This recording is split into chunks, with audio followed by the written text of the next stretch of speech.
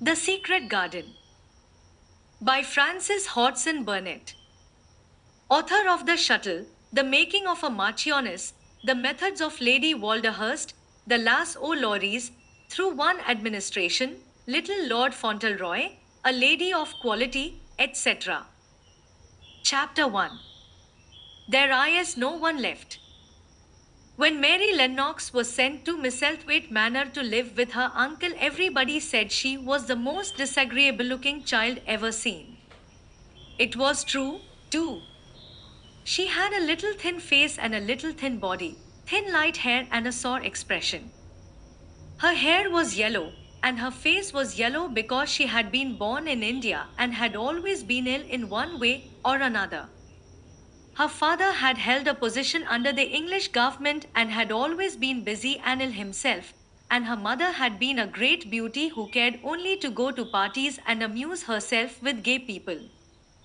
She had not wanted a little girl at all, and when Mary was born, she handed her over to the care of an ayah, who was made to understand that if she wished to please the Mem Sahib, she must keep the child out of sight as much as possible. So when she was a sickly, fretful, ugly little baby, she was kept out of the way, and when she became a sickly, fretful, toddling thing, she was kept out of the way also. She never remembered seeing familiarly anything but the dark faces of her ayah and the other native servants, and as they always obeyed her and gave her her own way in everything, because the Mem Sahib would be angry if she was disturbed by her crying, by the time she was 6 years old, she was as tyrannical and selfish a little pig as ever lived. The young English governess who came to teach her to read and write disliked her so much that she gave up her place in 3 months, and when other governesses came to try to fill it, they always went away in a shorter time than the first one. So, if Mary had not chosen to really want to know how to read books, she would never have learned her letters at all. One frightfully hot morning, when she was about 9 years old, she awakened feeling very cross, and she became crosser still when she saw that the servant who stood by her bedside was not her ayah. "Why did you come?" she said to the strange woman. "I will not let you stay. Send my ayah to me." The woman looked frightened, but she only stammered that the ayah could not come, and when Mary threw herself into a passion and beat and kicked her, she looked only more frightened and repeated that it was not possible for the ayah to come to Missy Sahib. There was something mysterious in the air that morning. Nothing was done in its regular order, and several of the native servants seemed missing, while those whom Mary saw slunk or hurried about with ashy and scared faces. But no one would tell her anything, and her ayah did not come. She was actually left alone as the morning went on, and at last she wandered out into the garden and began to play by herself under a tree near the veranda. She pretended that she was making a flower bed, and she stuck big scarlet hibiscus blossoms into little heaps of earth, all the time growing more and more angry and muttering to herself the things she would say and the names she would call Sadie when she returned. "Pig! Pig! Daughter of pigs!" she said, because to call a native a pig is the worst insult of all. She was grinding her teeth and saying this over and over again when she heard her mother come out on the veranda with someone. She was with a fair young man, and they stood talking together in low, strange voices. Mary knew the fair young man who looked like a boy. She had heard that he was a very young officer who had just come from England. The child stared at him, but she stared most at her mother. She always did this when she had a chance to see her, because the Mem Sahib, Mary used to call her that oftener than anything else, was such a tall, slim, pretty person and wore such lovely clothes. Her hair was like curly silk, and she had a delicate little nose which seemed to be disdaining things, and she had large laughing eyes. All her clothes were thin and floating, and Mary said they were full of lace. They looked fuller of lace than ever this morning, but her eyes were not laughing at all. They were large and scared and lifted imploringly to the fair boy officer's face. Is it so very bad? Oh, is it? Mary heard her say. Awfully, the young man answered in a trembling voice. Awfully, Mrs. Lennox. You ought to have gone to the hills 2 weeks ago. The Mem Sahib wrung her hands. Oh, I know I ought, she cried. I only stayed to go to that silly dinner party. What a fool I was! At that very moment, such a loud sound of wailing broke out from the servants' quarters that she clutched the young man's arm, and Mary stood shivering from head to foot. The wailing grew wilder and wilder. What is it? What is it? Mrs. Lennox gasped. Someone has died, answered the boy officer. You did not say it had broken out among your servants. I did not know, the Mem Sahib cried. Come with me. Come with me. And she turned and ran into the house. After that, appalling things happened, and the mysteriousness of the morning was explained to Mary. The cholera had broken out in its most fatal form, and people were dying like flies. The ayah had been taken ill in the night, and it was because she had just died that the servants had wailed in the huts. Before the next day, 3 other servants were dead, and others had run away in terror. There was panic on every side, and dying people in all the bungalows. During the confusion and bewilderment of the second day, Mary hid herself in the nursery and was forgotten by everyone. Nobody thought of her, nobody wanted her, and strange things happened of which she knew nothing. Mary alternately cried and slept through the hours. She only knew that people were ill and that she heard mysterious and frightening sounds. Once she crept into the dining room and found it empty, though a partly finished meal was on the table and chairs and plates looked as if they had been hastily pushed back when the diners rose suddenly for some reason. The child ate some fruit and biscuits, and being thirsty, she drank a glass of wine which stood nearly filled. It was sweet, and she did not know how strong it was. Very soon it made her intensely drowsy, and she went back to her nursery and shut herself in again, frightened by cries she heard in the huts and by the hurrying sound of feet.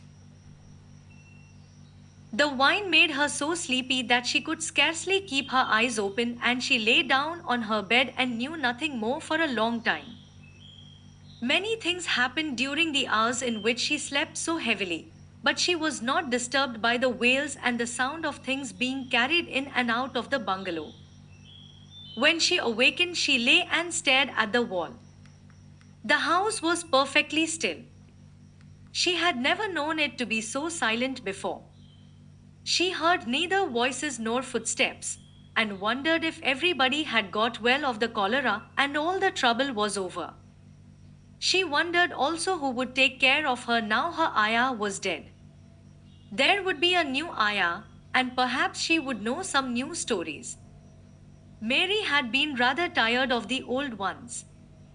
She did not cry because her nurse had died. She was not an affectionate child and had never cared much for anyone. The noise and hurrying about and wailing over the cholera had frightened her, and she had been angry because no one seemed to remember that she was alive. Everyone was too panic-stricken to think of a little girl no one was fond of. When people had the cholera, it seemed that they remembered nothing but themselves. But if everyone had got well again, surely someone would remember and come to look for her. But no one came, and as she lay waiting, the house seemed to grow more and more silent. She heard something rustling on the matting, and when she looked down, she saw a little snake gliding along and watching her with eyes like jewels. She was not frightened, because he was a harmless little thing who would not hurt her, and he seemed in a hurry to get out of the room. He slipped under the door as she watched him. How queer and quiet it is, she said. It sounds as if there were no one in the bungalow but me and the snake. Almost the next minute she heard footsteps in the compound, And then on the veranda, they were Main's footsteps, and the men entered the bungalow and talked in low voices. No one went to meet or speak to them, and they seemed to open doors and look into rooms. What desolation! She heard one voice say. That pretty, pretty woman. I suppose the child, too. I heard there was a child, though no one ever saw her. Mary was standing in the middle of the nursery when they opened the door a few minutes later. She looked an ugly, cross little thing and was frowning because she was beginning to be hungry and feel disgracefully neglected. The first man who came in was a large officer she had once seen talking to her father. He looked tired and troubled, but when he saw her, he was so startled that he almost jumped back. Barney, he cried out. There is a child here. A child alone. In a place like this. Mercy on us. Who is she? I am Mary Lennox, the little girl said, drawing herself up stiffly. She thought the man was very rude to call her father's bungalow a place like this. I fell asleep when everyone had the cholera and I have only just wakened up. Why does nobody come? It is the child no one ever saw, exclaimed the man, turning to his companions. She has actually been forgotten. Why was I forgotten? Mary said, stamping her foot. Why does nobody come? The young man whose name was Barney looked at her very sadly. Mary even thought she saw him wink his eyes as if to wink tears away. Poor little kid, he said. There is nobody left to come. It was in that strange and sudden way that Mary found out that she had neither father nor mother left, that they had died and been carried away in the night, and that the few native servants who had not died also had left the house as quickly as they could get out of it, none of them even remembering that there was a Missy Sahib. That was why the place was so quiet. It was true that there was no one in the bungalow but herself and the little rustling snake. Chapter 2. Mistress Mary quite contrary. Mary had liked to look at her mother from a distance and she had thought her very pretty, but as she knew very little of her, she could scarcely have been expected to love her or to miss her very much when she was gone. She did not miss her at all, in fact, and as she was a self-absorbed child, she gave her entire thought to herself, as she had always done. If she had been older, she would no doubt have been very anxious at being left alone in the world, but she was very young, and as she had always been taken care of, she supposed she always would be. What she thought was that she would like to know if she was going to nice people, who would be polite to her and give her her own way as her ayah and the other native servants had done. She knew that she was not going to stay at the English clergyman's house where she was taken at first. She did not want to stay. The English clergyman was poor and he had 5 children nearly all the same age, and they wore shabby clothes and were always quarreling and snatching toys from each other. Mary hated their untidy bungalow and was so disagreeable to them that after the first day or two nobody would play with her. By the second day they had given her a nickname which made her furious. It was Basil who thought of it first. Basil was a little boy with impudent blue eyes and a turned-up nose, and Mary hated him. She was playing by herself under a tree, just as she had been playing the day the cholera broke out. She was making heaps of earth and paths for a garden, and Basil came and stood near to watch her. Presently he got rather interested and suddenly made a suggestion. Why don't you put a heap of stones there and pretend it is a rockery? He said. There in the middle, and he leaned over her 2-point. Go away, cried Mary. I don't want boys. Go away. For a moment Basil looked angry, and then he began to tease. He was always teasing his sisters. He danced round and round her and made faces and sang and laughed. Mistress Mary, quite contrary, how does your garden grow? With silver bells, and cockle shells, and marigolds all in a row. He sang it until the other children heard and laughed, too, and the crosser Mary got, the more they sang Mistress Mary, quite contrary. And after that, as long as she stayed with them, they called her Mistress Mary quite contrary when they spoke of her to each other, and often when they spoke to her. You are going to be sent home, Basil said to her, at the end of the week. And we are glad of it. I am glad of it, too, answered Mary. Where is home? She doesn't know where home is, said Basil, with 7-year-old scorn. It's England, of course. Our grandmama lives there and our sister Mabel was sent to her last year. You are not going to your grandmama. You have none? You are going to your uncle. His name is Mr. Archibald Craven. I don't know anything about him, snapped Mary. I know you don't, Basil answered.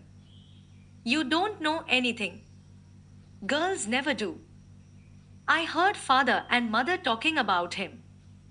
He lives in a great, big, desolate old house in the country and no one goes near him. He's so cross he won't let them, and they wouldn't come if he would let them. He's a hunchback, and he's horrid. I don't believe you, said Mary, and she turned her back and stuck her fingers in her ears, because she would not listen any more. But she thought over it a great deal afterward, and when Mrs. Crawford told her that night that she was going to sail away to England in a few days and go to her uncle, Mr. Archibald Craven, who lived at Misselthwaite Manor, she looked so stony and stubbornly uninterested that they did not know what to think about her. They tried to be kind to her, but she only turned her face away when Mrs. Crawford attempted to kiss her, and held herself stiffly when Mr. Crawford patted her shoulder. She is such a plain child, Mrs. Crawford said pityingly, afterward. And her mother was such a pretty creature. She had a very pretty manner, too, and Mary has the most unattractive ways I ever saw in a child. The children call her Mistress Mary quite contrary, and though it's naughty of them, one can't help understanding it. Perhaps if her mother had carried her pretty face and her pretty manners oftener into the nursery, Mary might have learned some pretty ways too. It is very sad, now the poor beautiful thing is gone, to remember that many people never even knew that she had a child at all. I believe she scarcely ever looked at her, sighed Mrs. Crawford. When her ayah was dead, there was no one to give a thought to the little thing.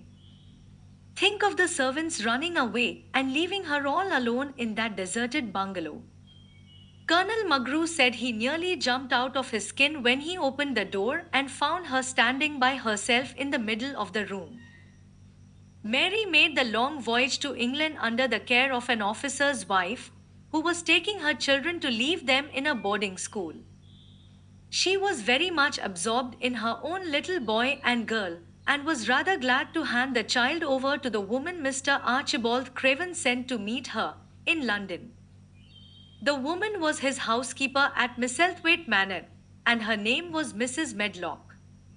She was a stout woman, with very red cheeks and sharp black eyes. She wore a very purple dress, a black silk mantle with jet fringe on it, and a black bonnet with purple velvet flowers which stuck up and trembled when she moved her head. Mary did not like her at all, but as she very seldom liked people, there was nothing remarkable in that, besides which it was very evident Mrs. Medlock did not think much of her. My word! She's a plain little piece of goods, she said. And we'd heard that her mother was a beauty. She hasn't handed much of it down, has she, ma'am? Perhaps she will improve as she grows older, the officer's wife said good-naturedly. If she were not so sallow and had a nicer expression, her features are rather good. Children alter so much. She'll have to alter a good deal, answered Mrs. Medlock. And there's nothing likely to improve children at Misselthwaite, if you ask me. They thought Mary was not listening because she was standing a little apart from them at the window of the private hotel they had gone to. She was watching the passing buses and cabs and people, but she heard quite well and was made very curious about her uncle and the place he lived in. What sort of a place was it? And what would he be like? What was a hunchback? She had never seen one. Perhaps there were none in India. Since she had been living in other people's houses and had had no ayah, she had begun to feel lonely and to think queer thoughts which were new to her. She had begun to wonder why she had never seemed to belong to anyone even when her father and mother had been alive. Other children seemed to belong to their fathers and mothers, but she had never seemed to really be anyone's little girl. She had had servants and food and clothes, but no one had taken any notice of her. She did not know that this was because she was a disagreeable child, but then, of course, she did not know she was disagreeable. She often thought that other people were, but she did not know that she was so herself. She thought Mrs. Medlock the most disagreeable person she had ever seen, with her common, highly colored face and her common fine bonnet. When the next day they set out on their journey to Yorkshire, she walked through the station to the railway carriage with her head up and trying to keep as far away from her as she could, because she did not want to seem to belong to her. It would have made her angry to think people imagined she was her little girl. But Mrs. Medlock was not in the least disturbed by her and her thoughts. She was the kind of woman who would stand no nonsense from young ones. At least, that is what she would have said if she had been asked. She had not wanted to go to London just when her sister Maria's daughter was going to be married, but she had a comfortable, well-paid place as housekeeper at Misselthwaite Manor, and the only way in which she could keep it was to do at once what Mr. Archibald Craven told her to do. She never dared even to ask a question. Captain Lennox and his wife died of the cholera, Mr. Craven had said in his short, cold way.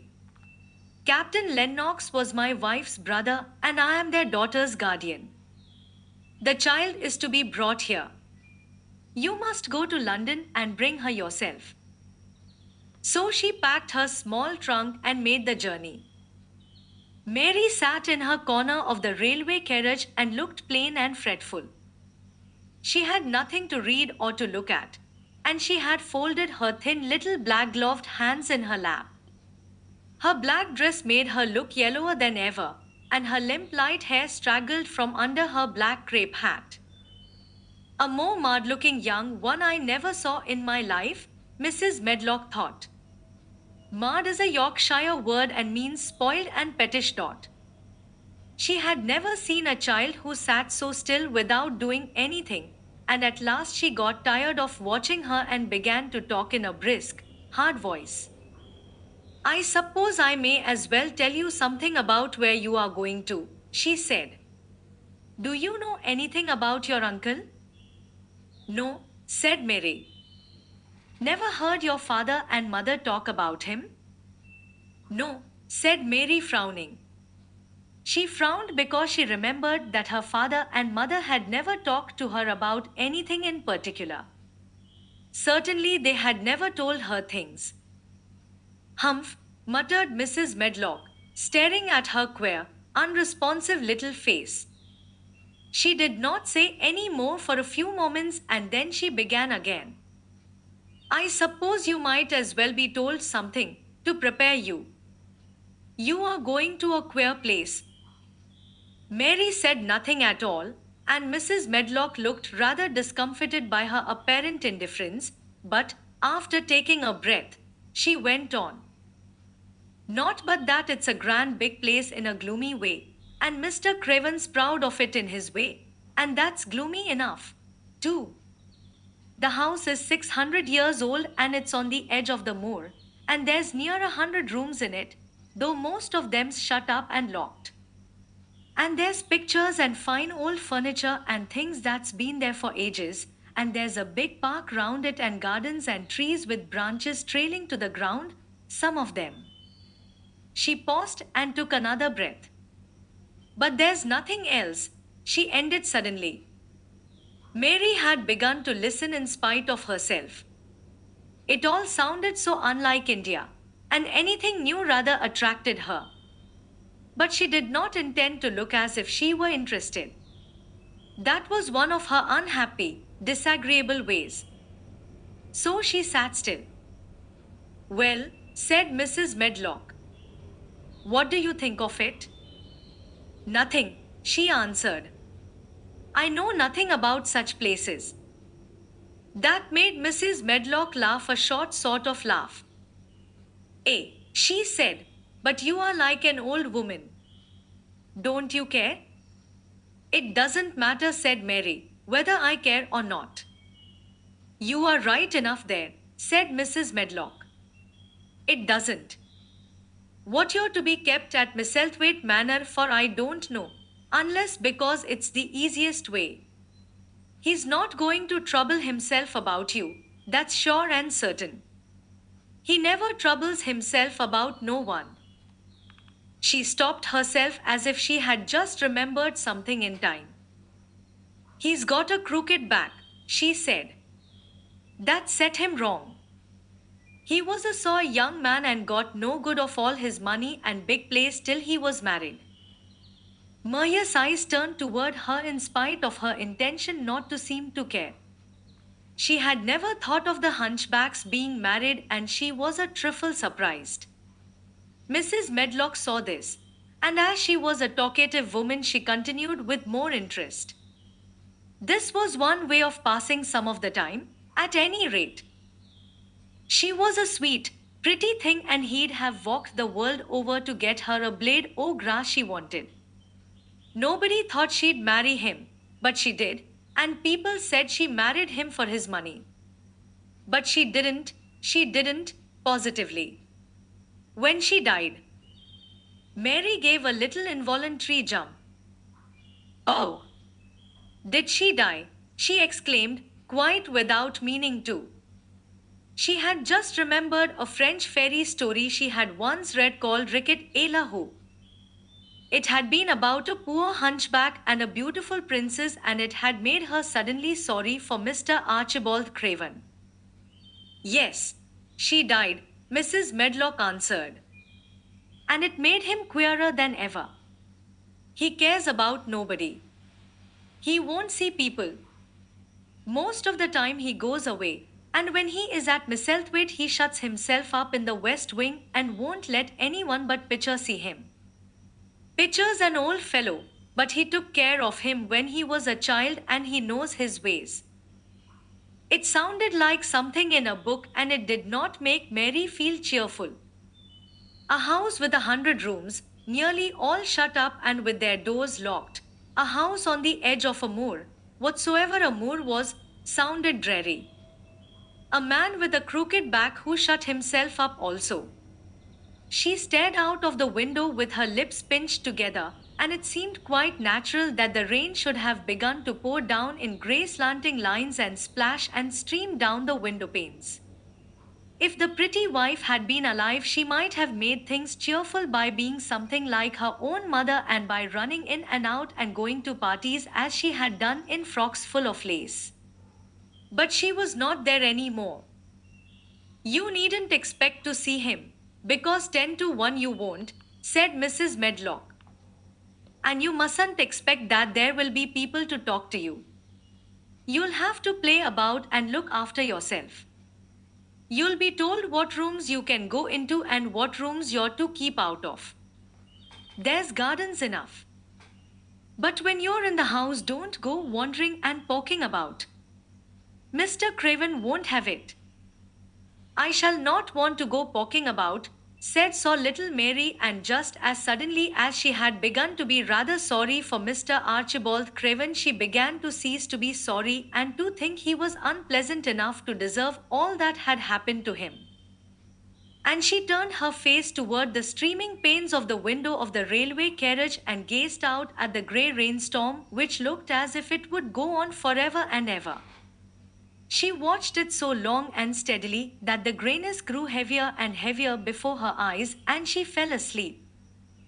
Chapter 3. Across the Moor. She slept a long time, and when she awakened, Mrs. Medlock had bought a lunch basket at one of the stations, and they had some chicken and cold beef and bread and butter and some hot tea. The rain seemed to be streaming down more heavily than ever, and everybody in the station wore wet and glistening waterproofs. The guard lighted the lamps in the carriage, and Mrs. Medlock cheered up very much over her tea and chicken and beef. She ate a great deal and afterward fell asleep herself, and Mary sat and stared at her and watched her fine bonnet slip on one side until she herself fell asleep once more in the corner of the carriage, lulled by the splashing of the rain against the windows. It was quite dark when she awakened again. The train had stopped at a station and Mrs. Medlock was shaking her. "You have had a sleep," she said. "It's time to open your eyes. We are at Thwaite Station and we've got a long drive before us." Mary stood up and tried to keep her eyes open while Mrs. Medlock collected her parcels. The little girl did not offer to help her, because in India native servants always picked up or carried things and it seemed quite proper that other people should wait on one. The station was a small one and nobody but themselves seemed to be getting out of the train. The station master spoke to Mrs. Medlock in a rough, good-natured way, pronouncing his words in a queer broad fashion which Mary found out afterward was Yorkshire. "I see tha's got back," he said. "And tha's brought it young un with thee." "Aye, that's her," answered Mrs. Medlock, speaking with a Yorkshire accent herself and jerking her head over her shoulder toward Mary. "How's thy missus?" "Well eno. Eth carriage is waiting outside for thee." A brougham stood on the road before the little outside platform. Mary saw that it was a smart carriage and that it was a smart footman who helped her in. His long waterproof coat and the waterproof covering of his hat were shining and dripping with rain as everything was, the burly station master included. When he shut the door, mounted the box with the coachman, and they drove off, the little girl found herself seated in a comfortably cushioned corner, but she was not inclined to go to sleep again. She sat and looked out of the window, curious to see something of the road over which she was being driven to the queer place Mrs. Medlock had spoken of.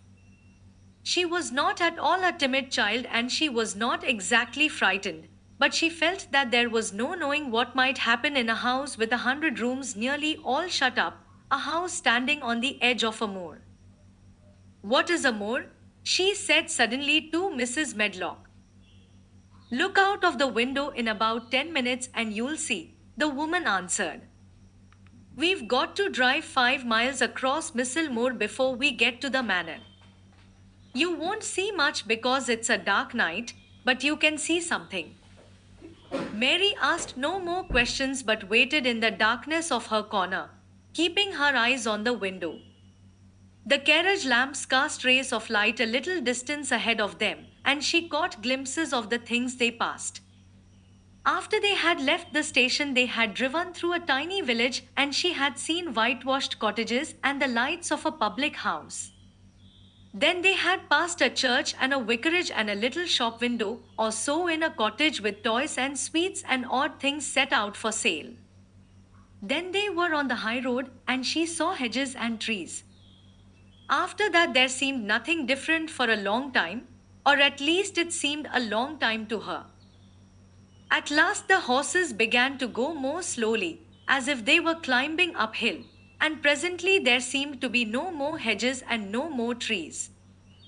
She could see nothing, in fact, but a dense darkness on either side. She leaned forward and pressed her face against the window just as the carriage gave a big jolt. "Eh? We are on the moor now, sure enough," said Mrs. Medlock. The carriage lamps shed a yellow light on a rough looking road which seemed to be cut through bushes and low growing things which ended in the great expanse of dark apparently spread out before and around them.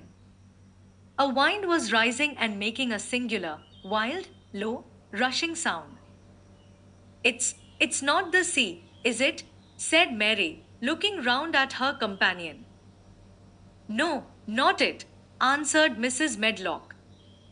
Nor it isn't fields nor mountains, it's just miles and miles and miles of wild land that nothing grows on but heather and gorse and broom, and nothing lives on but wild ponies and sheep. I feel as if it might be the sea, if there were water on it, said Mary. It sounds like the sea just now. That's the wind blowing through the bushes, Mrs. Medlock said. It's a wild, dreary enough place to my mind, though there's plenty that likes it, particularly when the heather's in bloom. On and on they drove through the darkness, and though the rain stopped, the wind rushed by and whistled and made strange sounds. The road went up and down, and several times the carriage passed over a little bridge beneath which water rushed very fast with a great deal of noise. Mary felt as if the drive would never come to an end and that the wide, bleak moor was a wide expanse of black ocean through which she was passing on a strip of dry land. I don't like it, she said to herself. I don't like it, and she pinched her thin lips more tightly together. The horses were climbing up a hilly piece of road when she first caught sight of a light. Mrs. Medlock saw it as soon as she did and drew a long sigh of relief. "Eh, I am glad to see that bit o' light twinkling," she exclaimed. "It's the light in the lodge window. We shall get a good cup of tea after a bit, at all events." It was after a bit, as she said, for when the carriage passed through the park gates there were still 2 miles of avenue to drive through, and the trees, which nearly met overhead, made it seem as if they were driving through a long dark vault.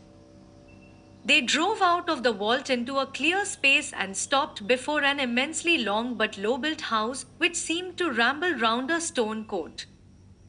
At first Mary thought that there were no lights at all in the windows, but as she got out of the carriage she saw that one room in a corner upstairs showed a dull glow. The entrance door was a huge one made of massive, curiously shaped panels of oak studded with big iron nails and bound with great iron bars. It opened into an enormous hall, which was so dimly lighted that the faces in the portraits on the walls and the figures in the suits of armor made Mary feel that she did not want to look at them. As she stood on the stone floor she looked a very small, odd little black figure, and she felt as small and lost and odd as she looked. A neat, thin old man stood near the manservant who opened the door for them. "You are to take her to her room," he said in a husky voice. "He doesn't want to see her. He's going to London in the morning." "Very well, Mr. Pitcher," Mrs. Medlock answered. "So long as I know what's expected of me, I can manage." "What's expected of you, Mrs. Medlock," Mr. Pitcher said, "is that you make sure that he's not disturbed and that he doesn't see what he doesn't want to see." And then Mary Lennox was led up a broad staircase and down a long corridor and up a short flight of steps and through another corridor and another, until a door opened in a wall and she found herself in a room with a fire in it and a supper on a table. Mrs. Medlock said unceremoniously, "Well, here you are.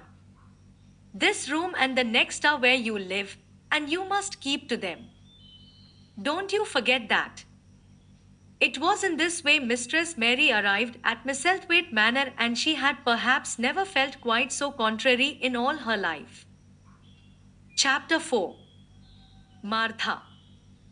When she opened her eyes in the morning it was because a young housemaid had come into her room to light the fire and was kneeling on the hearthrug raking out the cinders noisily.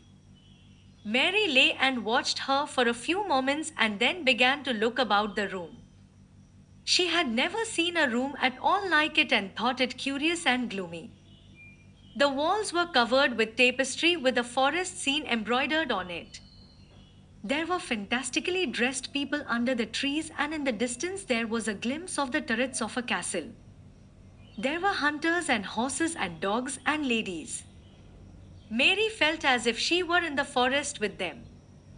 Out of a deep window, she could see a great climbing stretch of land which seemed to have no trees on it, and to look rather like an endless, dull, purplish sea. What is that? She said, pointing out of the window. Martha, the young housemaid, who had just risen to her feet, looked and pointed also. That there, she said. Yes. That's Seth Moore, with a good natured grin. Dost thou like it? No, answered Mary. I hate it. That's because thou'rt not used to it, Martha said, going back to her hearth. Thou thinks it's too big and bare now. But thou will like it. Do you? Inquired Mary. Aye, that I do, answered Martha, cheerfully polishing away at the grate. I just love it. It's none bare. It's covered wi' growing things as smells sweet. It's fair lovely in spring and summer when it goes and broom and heathers in flower. It smells o' honey and there's such a lot o' fresh air, and its sky looks so high and its bees and skylarks make such a nice noise hummin' and singin'. Eh, I wouldn't live away from it more for anything. Mary listened to her with a grave, puzzled expression. The native servants she had been used to in India were not in the least like this. They were obsequious and servile, and did not presume to talk to their masters as if they were their equals. They made salams and called them protector of the poor and names of that sort. Indian servants were commanded to do things, not asked. It was not the custom to say please and thank you, and Mary had always slapped her ayah in the face when she was angry. She wondered a little what this girl would do if one slapped her in the face. She was a round, rosy, good-natured looking creature, but she had a sturdy way which made Mistress Mary wonder if she might not even slap back, if the person who slapped her was only a little girl. You are a strange servant, she said from her pillows, rather haughtily. Martha sat up on her heels, with her blacking brush in her hand, and laughed, without seeming the least out of temper. Eh, I know that, she said. If there was a grand missus at Misselthwaite, I should never have been even one of it under housemaids. I might have been let to be scullery maid, but I'd never have been let upstairs.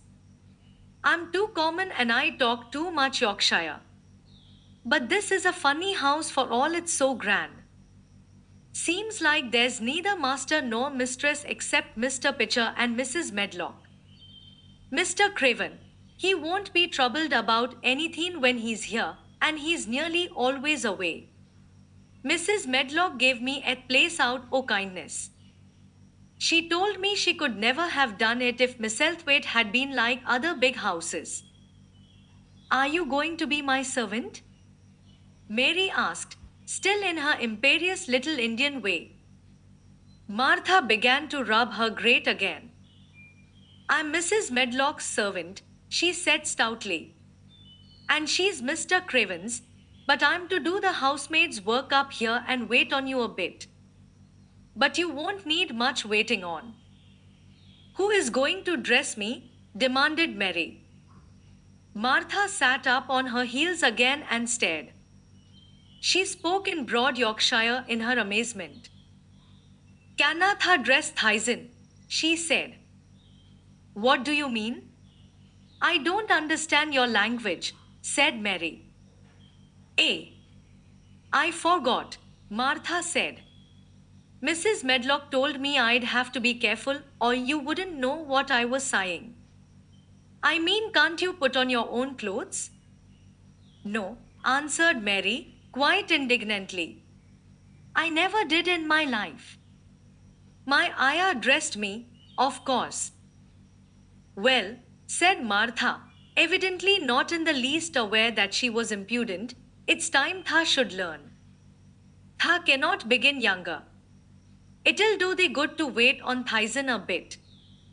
My mother always said she couldn't see why grand people's children didn't turn out fair fools, what with nurses and Bain washed and dressed and took out to walk as if they was puppies. It is different in India, said Mistress Mary disdainfully. She could scarcely stand this. But Martha was not at all crushed. Eh, I can see it's different, she answered almost sympathetically. I dare say it's because there's such a lot o' blacks there instead o' respectable white people. When I heard you was coming from India, I thought you was a black too. Mary sat up in bed furious. What? She said. What? You thought I was a native. You daughter of a pig. Martha stared and looked hot. Who are you calling names? She said. You needn't be so vexed. That's not eth way for a young lady to talk. I've nothing against eth blacks. When you read about 'em in tracts, they're always very religious. You always read as a black's a man and a brother. I've never seen a black and I was fair pleased to think I was gone to see one close. When I come in to light your fire this morning, I crept up to your bed and pulled eth cover back careful to look at you. And there you was, disappointedly, no more black than me, for all you're so yeller. Mary did not even try to control her rage and humiliation. You thought I was a native. You dared. You don't know anything about natives. They are not people, they're servants who must salam to you. You know nothing about India. You know nothing about anything. She was in such a rage and felt so helpless before the girl's simple stare, and somehow she suddenly felt so horribly lonely and far away from everything she understood and which understood her, that she threw herself face downward on the pillows and burst into passionate sobbing. She sobbed so unrestrainedly that good natured Yorkshire Martha was a little frightened and quite sorry for her. She went to the bed and bent over her. Eh, you mustn't cry like that there, she begged. You mustn't for sure. I didn't know you'd be vexed. I don't know anything about anything, just like you said. I beg your pardon, miss. Do stop crying. There was something comforting and really friendly in her queer Yorkshire speech and sturdy way, which had a good effect on Mary. She gradually ceased crying and became quiet. Martha looked relieved. It's time for thee to get up now, she said. Mrs. Medlock said I was to carry tha breakfast and tea and dinner into eth room next to this. It's been made into a nursery for thee. I'll help thee on with thy clothes if tha'll get out o bed. If eth buttons are at eth back, tha cannot button them up thyself. When Mary at last decided to get up, the clothes Martha took from the wardrobe were not the ones she had worn when she arrived the night before with Mrs. Medlock. Those are not mine, she said. Mine are black. She looked the thick white wool coat and dress over, and added with cool approval. Those are nicer than mine. These are eth ones tha must put on, Martha answered. Mr. Craven ordered Mrs. Medlock to get 'em in London. He said I won't have a child dressed in black wandering about like a lost soul, he said. It would make the place sadder than it is. Put color on her. Mother, she said she knew what he meant. Mother always knows what a body means. She doesn't hold with black herself. I hate black things, said Mary. The dressing process was one which taught them both something. Martha had buttoned up her little sisters and brothers, but she had never seen a child who stood still and waited for another person to do things for her as if she had neither hands nor feet of her own. Why doesn't Tha put on Tha own shoes? She said when Mary quietly held out her foot. My ayah did it, answered Mary, staring. It was the custom. She said that very often. It was the custom. The native servants were always saying it. If one told them to do a thing their ancestors had not done for 1,000 years, they gazed at one mildly and said, "It is not the custom," and one knew that was the end of the matter. It had not been the custom that Mistress Mary should do anything but stand and allow herself to be dressed like a doll. But before she was ready for breakfast, she began to suspect that her life at Misselthwaite Manor would end by teaching her a number of things quite new to her. Things such as putting on her own shoes and stockings, and picking up things she let fall. If Martha had been a well trained fine young lady's maid, she would have been more subservient and respectful and would have known that it was her business to brush hair and button boots and pick things up and lay them away. She was, however, only an untrained Yorkshire rustic who had been brought up in a moorland cottage with a swarm of little brothers and sisters who had never dreamed of doing anything but waiting on themselves and on the younger ones who were either babies in arms or just learning to totter about and tumble over things. If Mary Lennox had been a child who was ready to be amused, she would perhaps have laughed at Martha's readiness to talk. But Mary only listened to her coldly and wondered at her freedom of manner. At first, she was not at all interested, but gradually, as the girl rattled on in her good tempered, homely way, Mary began to notice what she was saying. "Eh, you should see 'em all," she said. "There's 12 of us, and my father only gets 16 shilling a week. I can tell you my mother's put to it to get porridge for 'em all. They tumble about on Eth Moor and play there all day, and mother says eth hair of Eth Moor fattens 'em. She says she believes they eat eth grass same as eth wild ponies do. Our Dicko, he's 12 years old and he's got a young pony he calls his own." "Where did he get it?" asked Mary. "He found it on Eth Moor with its mother when it was a little one, and he began to make friends with it and give it bits o' bread and pluck young grass for it. And it got to like him, so it follows him about and it lets him get on its back. Dicko's a kind lad and animals likes him." Mary had never possessed an animal pet of her own and had always thought she should like one. So she began to feel a slight interest in Dicko, and as she had never before been interested in anyone but herself, it was the dawning of a healthy sentiment. When she went into the room which had been made into a nursery for her, she found that it was rather like the one she had slept in. It was not a child's room, but a grown up person's room, with gloomy old pictures on the walls and heavy old oak chairs. A table in the center was set with a good substantial breakfast. But she had always had a very small appetite, and she looked with something more than indifference at the first plate Martha set before her. "I don't want it," she said. "Tha doesn't want thy porridge," Martha exclaimed incredulously. "No. Tha doesn't know how good it is. Put a bit o' treacle on it or a bit o' sugar." "I don't want it," repeated Mary. "Eh," said Martha. "I can't abide to see good victuals go to waste. If our children was at this table, they'd clean it bare in 5 minutes." "Why?" said Mary coldly. "Why?" echoed Martha. "Because they scarce ever had their stomachs full in their lives. They're as hungry as young hawks and foxes." "I don't know what it is to be hungry," said Mary, with the indifference of ignorance. Martha looked indignant. "Well, it would do thee good to try it. I can see that plain enough," she said outspokenly. "I've no patience with folk as sits and just stares at good bread and meat. My word! Don't I wish Dicko and Phil and Jane and rest of 'em had what's here under their pinafores." "Why don't you take it to them?" suggested Mary. It's not mine, answered Martha stoutly. And this isn't my day out.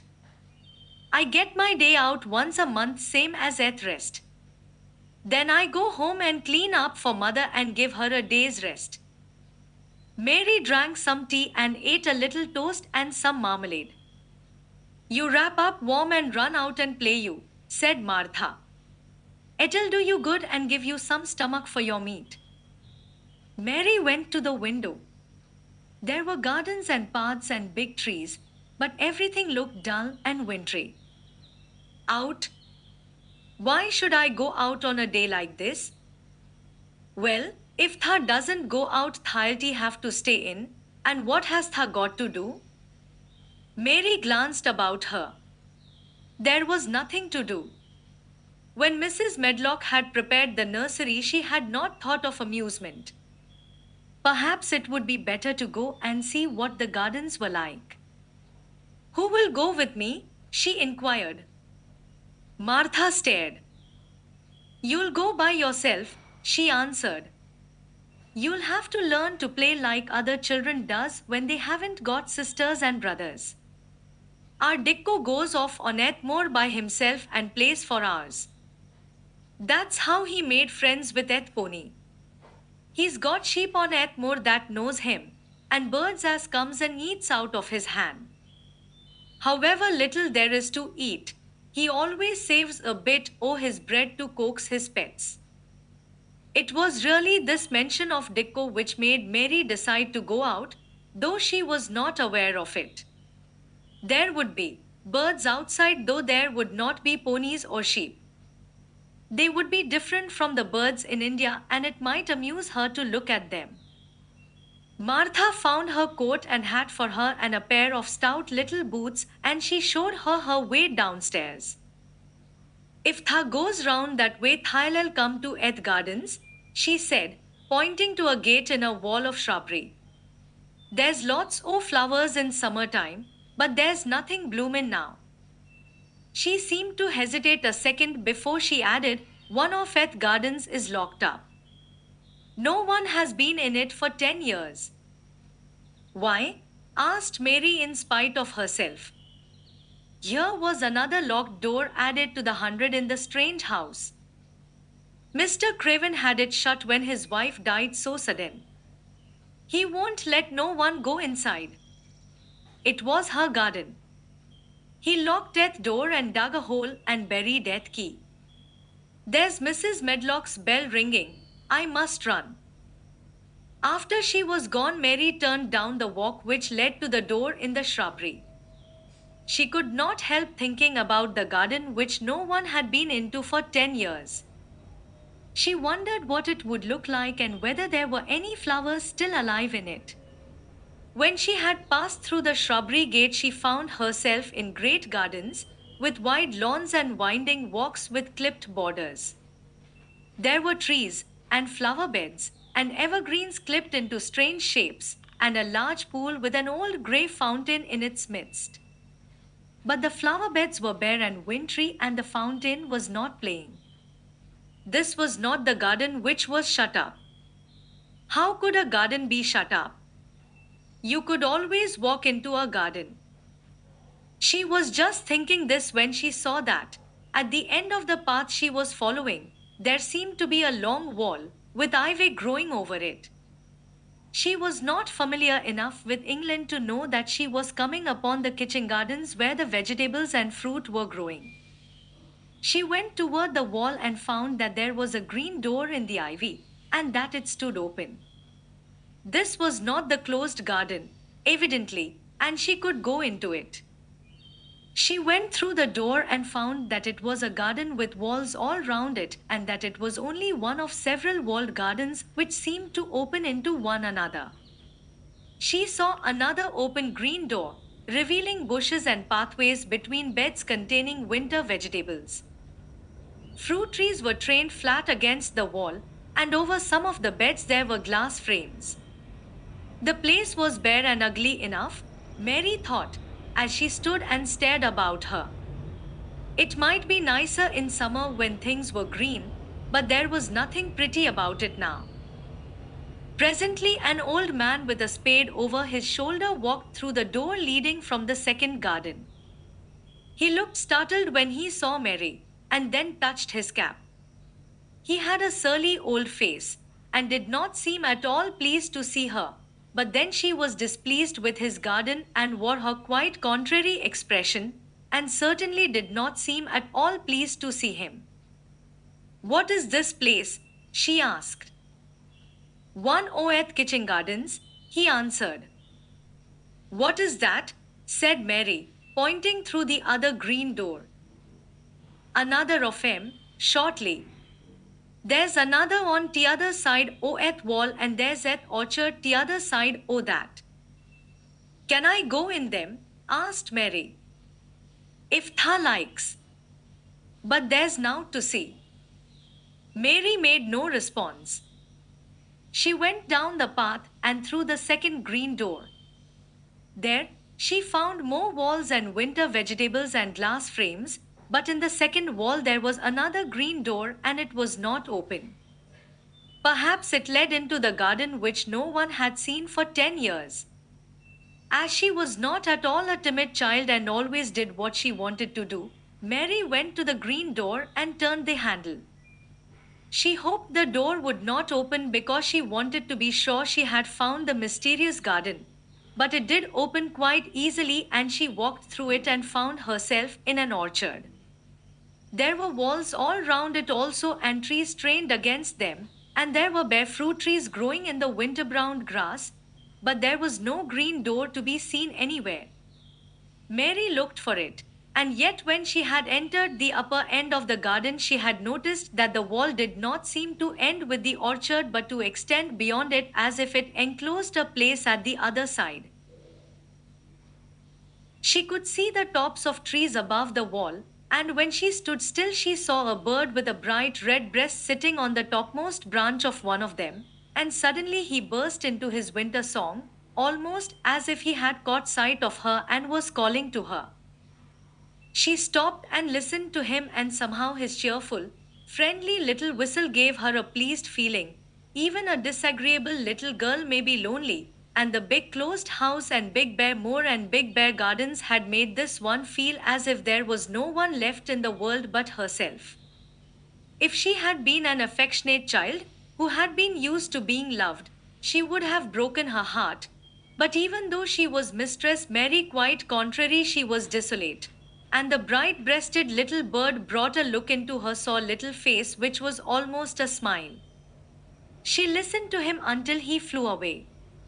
He was not like an Indian bird and she liked him and wondered if she should ever see him again. Perhaps he lived in the mysterious garden and knew all about it.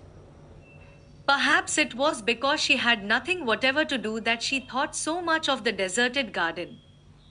She was curious about it and wanted to see what it was like.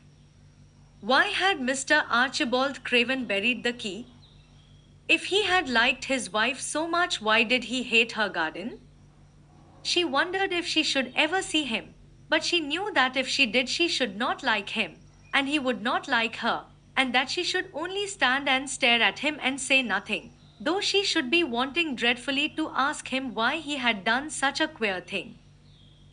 People never like me, and I never like people, she thought. And I never can talk as the Crawford children could. They were always talking and laughing and making noises. She thought of the robin and of the way he seemed to sing his song at her, and as she remembered the treetop he perched on, she stopped rather suddenly on the path. I believe that tree was in the secret garden. I feel sure it was, she said. There was a wall round the place and there was no door. She walked back into the first kitchen garden she had entered and found the old man digging there. She went and stood beside him and watched him a few moments in her cold little way. He took no notice of her, and so at last she spoke to him. I have been into the other gardens, she said. There was nothing to prevent thee, he answered crustily. I went into the orchard. There was no dog at its door to bite thee, he answered. There was no door there into the other garden, said Mary. What garden? He said in a rough voice, stopping his digging for a moment. The one on the other side of the wall, answered Mistress Mary. There are trees there, I saw the tops of them. A bird with a red breast was sitting on one of them and he sang. To her surprise, the surly old weather-beaten face actually changed its expression. A slow smile spread over it and the gardener looked quite different. It made her think that it was curious how much nicer a person looked when he smiled. She had not thought of it before. He turned about to the orchard side of his garden and began to whistle, a low soft whistle. She could not understand how such a surly man could make such a coaxing sound. Almost the next moment a wonderful thing happened. She heard a soft little rushing flight through the air, and it was the bird with the red breast flying to them, and he actually alighted on the big clod of earth quite near to the gardener's foot. Here he is, chuckled the old man, and then he spoke to the bird as if he was speaking to a child. Where hast thou been, thou cheeky little beggar? He said. I've not seen thee before today. Hast thou begun thy cotton this early in its season? Tha'ty too forad. The bird put his tiny head on one side and looked up at him with his soft bright eye which was like a black dewdrop. He seemed quite familiar and not the least afraid. He hopped about and pecked the earth briskly, looking for seeds and insects. It actually gave Mary a queer feeling in her heart, because he was so pretty and cheerful and seemed so like a person. He had a tiny plump body and a delicate beak, and slender delicate legs. Will he always come when you call him? She asked almost in a whisper. Aye, that he will. I've known him ever since he was a fledgling. He come out of eth nest in eth other garden, and when first he flew over eth wall he was too weak to fly back for a few days and we got friendly. When he went over eth wall again eth rest of eth brood was gone and he was lonely and he come back to me. What kind of a bird is he? Mary asked. Doesn't tha know? He's a robin redbreast and they're eth friendliest, curiousest birds alive. They're almost as friendly as dogs, if you know how to get on with them. Watch him pecking about there and looking round at us now and again. He knows we are talking about him. It was the queerest thing in the world to see the old fellow.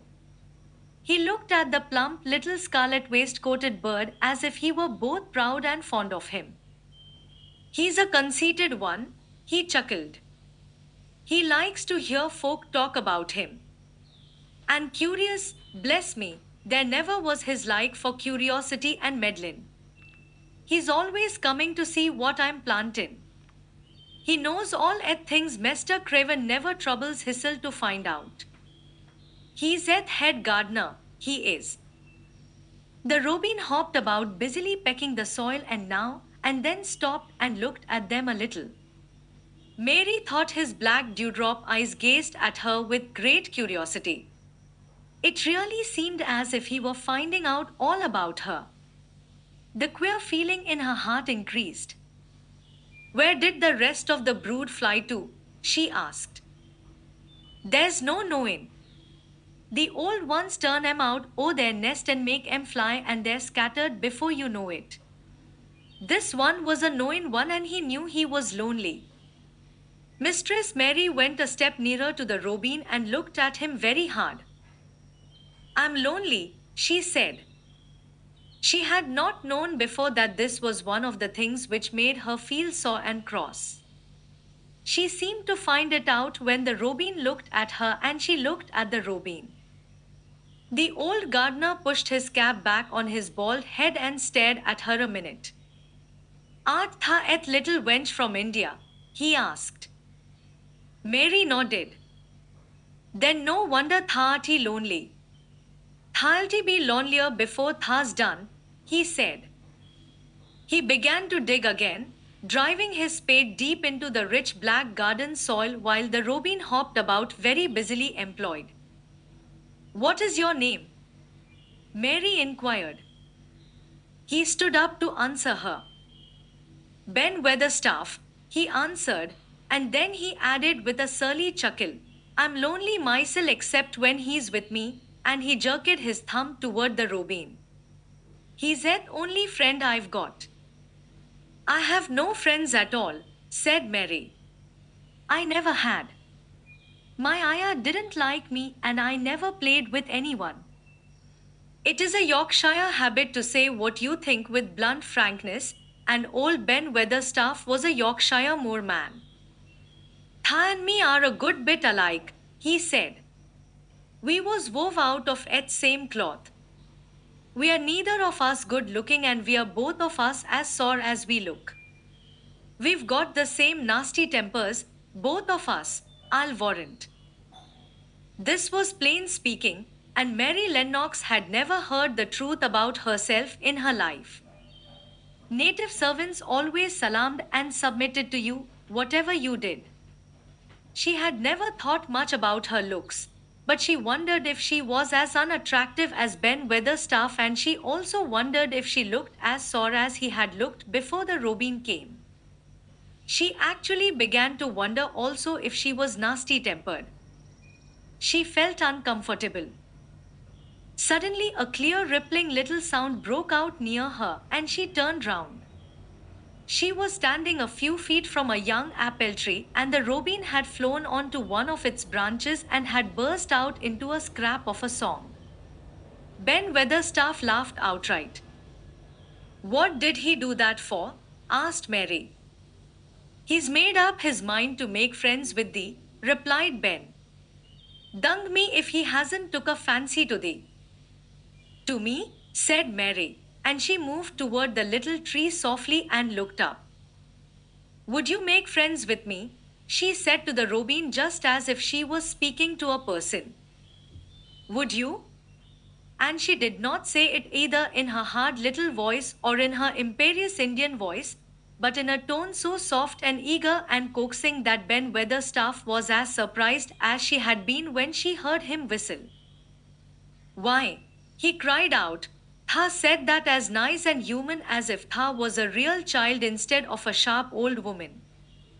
Tha said it almost like Dicko talks to his wild things on Ethmore. Do you know Dicko? Mary asked, turning round rather in a hurry. Everybody knows him. Dicko's wandering about everywhere. Eth very blackberries and heather bells knows him.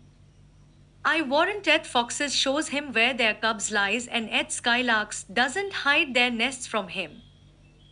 Mary would have liked to ask some more questions. She was almost as curious about Dicko as she was about the deserted garden. But just that moment the robin, who had ended his song, gave a little shake of his wings, spread them and flew away. He had made his visit and had other things to do. He has flown over the wall. Mary cried out, watching him. He has flown into the orchard. He has flown across the other wall, into the garden where there is no door. He lives there, said old Ben. He came out Ethek there. If he's caught in, he's making up to some young madam of a robin that lives among old rose trees there. Rose trees, said Mary. Are there rose trees? Ben Weatherstaff took up his spade again and began to dig.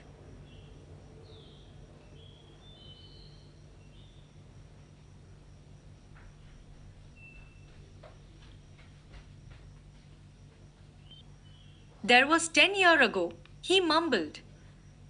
I should like to see them, said Mary. Where is the green door? There must be a door somewhere. Ben drove his spade deep and looked as uncompanionable as he had looked when she first saw him. There was 10 years ago, but there isn't now, he said. No door, cried Mary. There must be.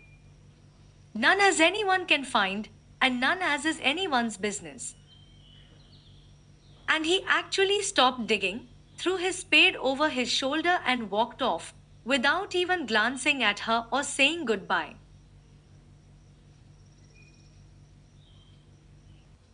Chapter 5. The Cry in the Corridor. At first, each day which passed by for Mary Lennox was exactly like the others. Every morning she awoke in her tapestried room and found Martha kneeling upon the hearth building her fire. Every morning she ate her breakfast in the nursery, which had nothing amusing in it.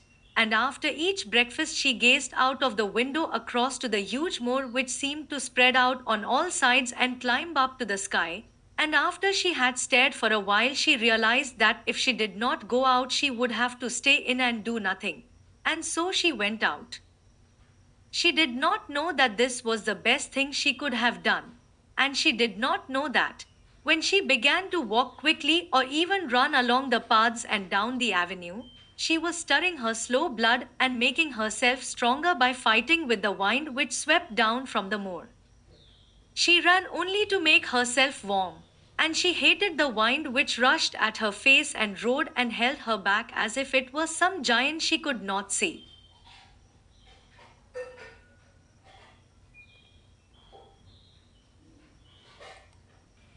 But the big breaths of rough fresh air blown over the heather filled her lungs with something which was good for her whole thin body and whipped some red color into her cheeks and brightened her dull eyes when she did not know anything about it.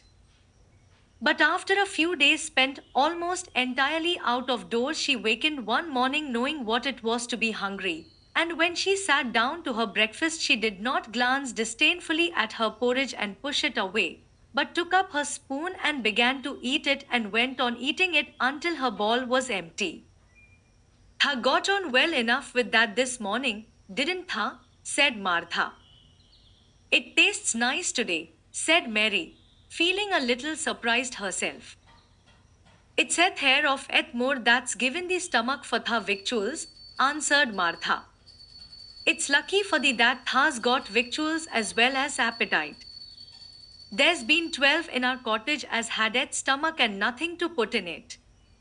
You go on playing you out o' doors every day and you'll get some flesh on your bones and you won't be so yeller." "I don't play," said Mary. "I have nothing to play with." "Nothing to play with!" exclaimed Martha. "Our children plays with sticks and stones. They just runs about and shouts and looks at things." Mary did not shout, but she looked at things. There was nothing else to do. She walked round and round the gardens and wandered about the paths in the park. Sometimes she looked for Ben Weatherstaff, but though several times she saw him at work, he was too busy to look at her or was too surly. Once, when she was walking toward him, he picked up his spade and turned away as if he did it on purpose.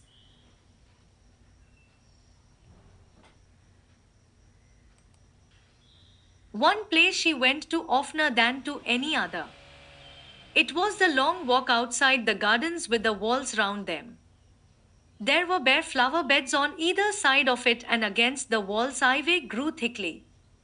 There was one part of the wall where the creeping dark green leaves were more bushy than elsewhere. It seemed as if for a long time that part had been neglected. The rest of it had been clipped and made to look neat, but at this lower end of the walk it had not been trimmed at all. A few days after she had talked to Ben Weatherstaff, Mary stopped to notice this and wondered why it was so.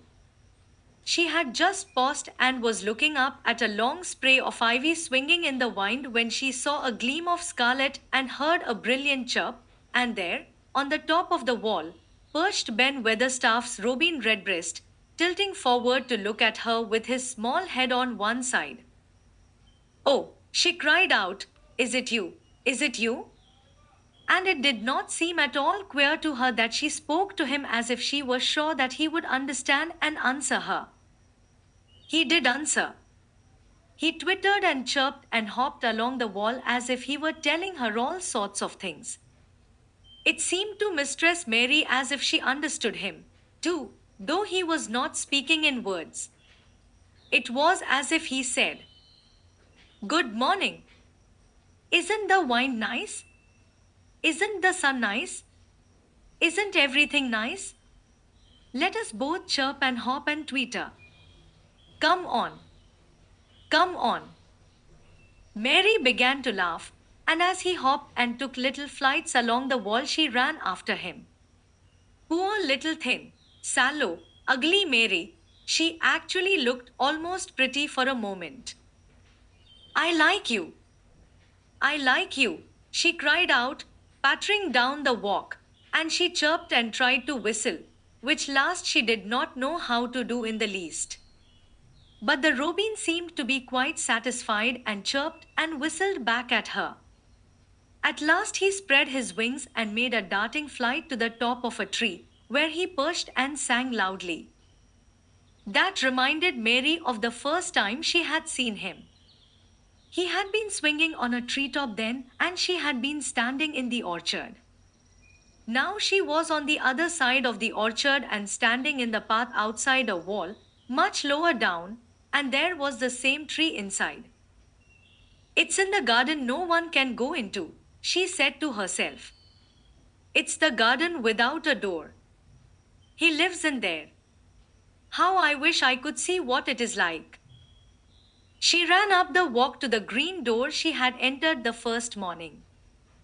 Then she ran down the path through the other door and then into the orchard. And when she stood and looked up, there was the tree on the other side of the wall, and there was the robin just finishing his song and beginning to preen his feathers with his beak. It is the garden, she said. I am sure it is. She walked round and looked closely at that side of the orchard wall, but she only found what she had found before, that there was no door in it.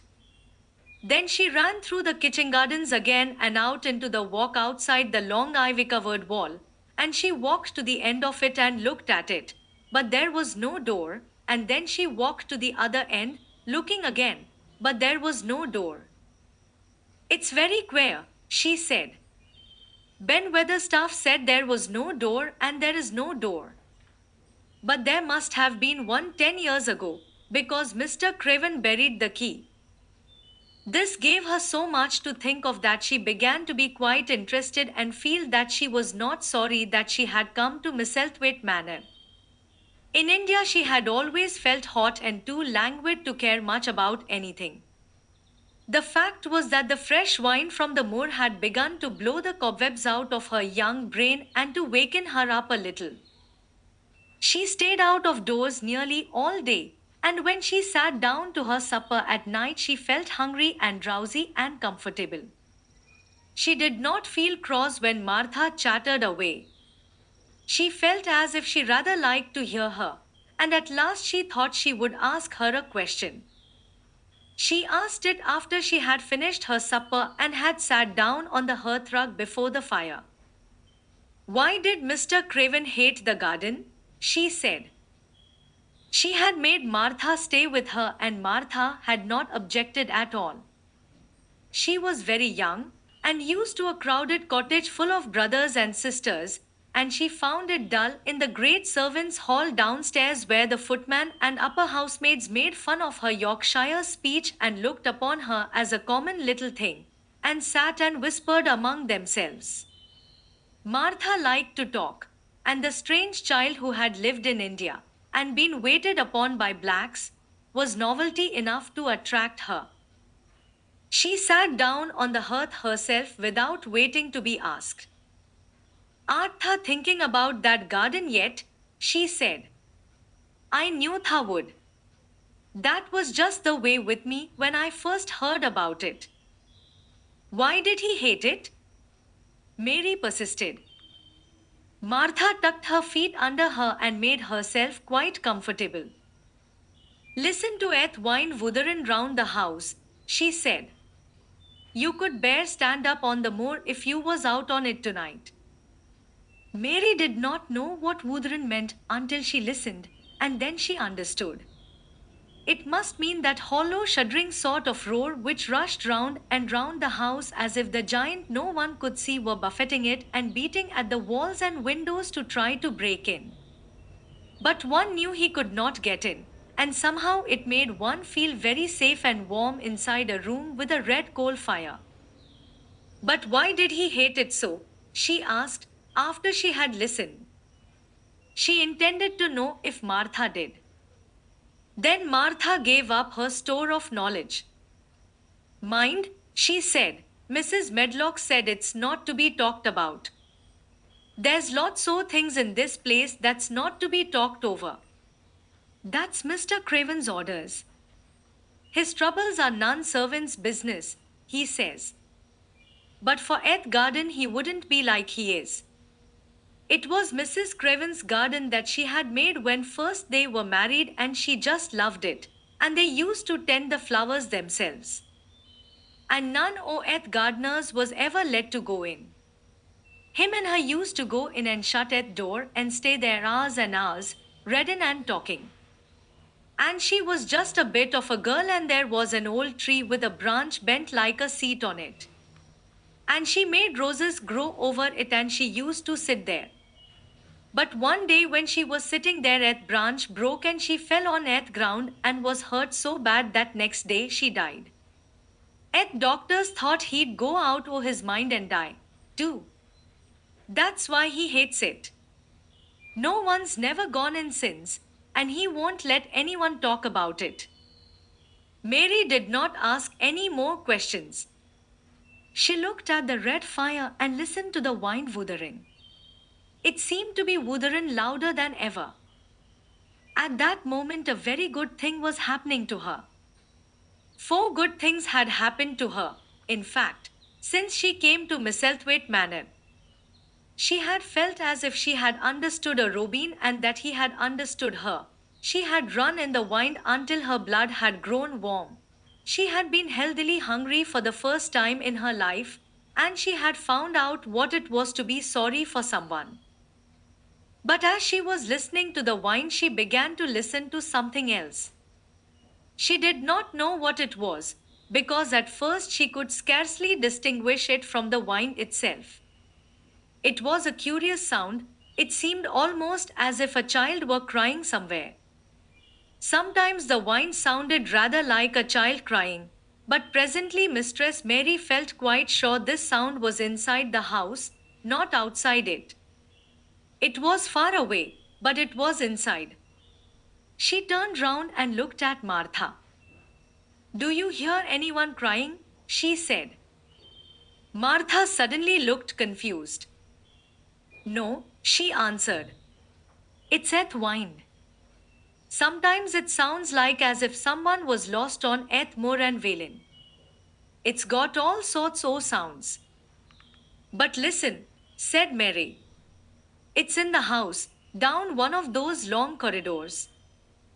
And at that very moment a door must have been opened somewhere downstairs, for a great rushing draught blew along the passage and the door of the room they sat in was blown open with a crash, and as they both jumped to their feet the light was blown out and the crying sound was swept down the far corridor so that it was to be heard more plainly than ever. "There," said Mary. "I told you so. It is someone crying, and it isn't a grown-up person." Martha ran and shut the door and turned the key, but before she did it they both heard the sound of a door in some far passage shutting with a bang, and then everything was quiet, for even the wind ceased wuthering for a few moments. "It was Eth wind," said Martha stubbornly. "And if it wasn't, it was little Betty Butterworth, Eth's scullery maid. She's had Eth toothache all day." But something troubled and awkward in her manner made Mistress Mary stare very hard at her. She did not believe she was speaking the truth. Chapter 6. There was someone crying, there was. The next day the rain poured down in torrents again, and when Mary looked out of her window the moor was almost hidden by grey mist and cloud. There could be no going out today. "What do you do in your cottage when it rains like this?" she asked Martha. "Try to keep from under each other's feet mostly," Martha answered. "Eh? There does seem a lot of us then." Mother's a good-tempered woman, but she gets fair-mouthed. The biggest ones goes out in eth cowshed and plays there.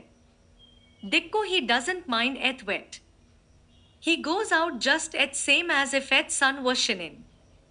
He says he sees things on rainy days as doesn't show when it's fair weather.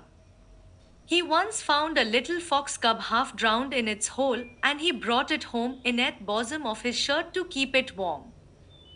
Its mother had been killed nearby and eth hole was swum out and eth rest o eth litter was dead.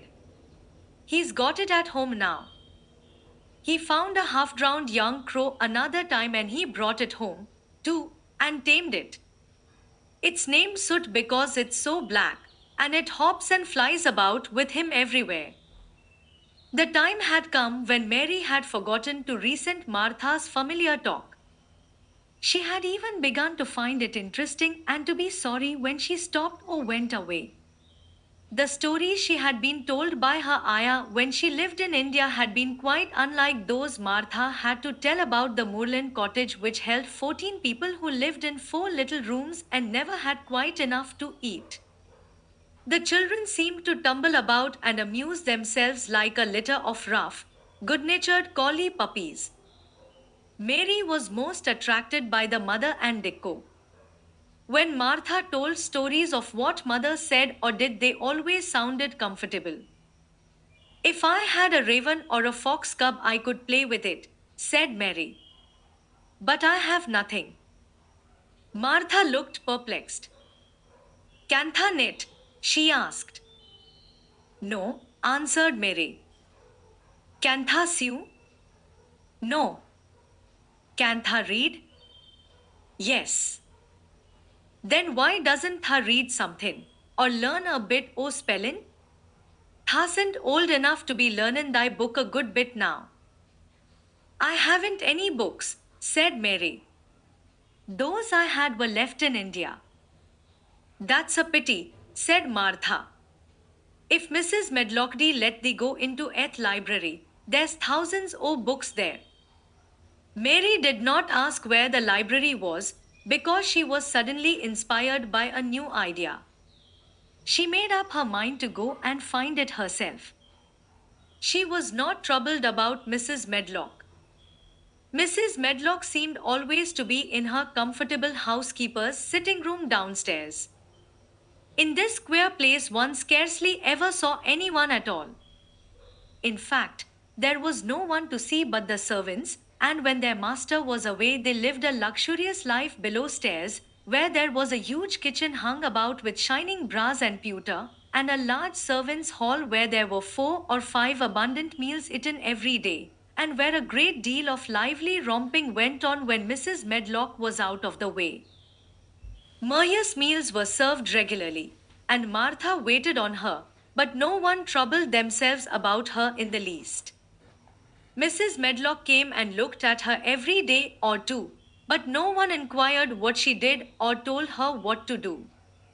She supposed that perhaps this was the English way of treating children. In India she had always been attended by her ayah, who had followed her about and waited on her, hand and foot.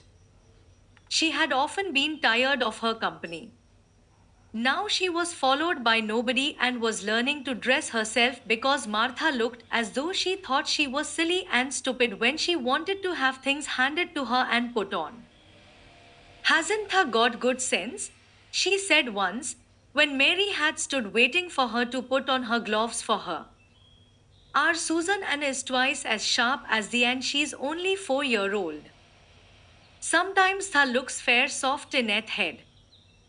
Mary had worn her contrary scowl for an hour after that, but it made her think several entirely new things.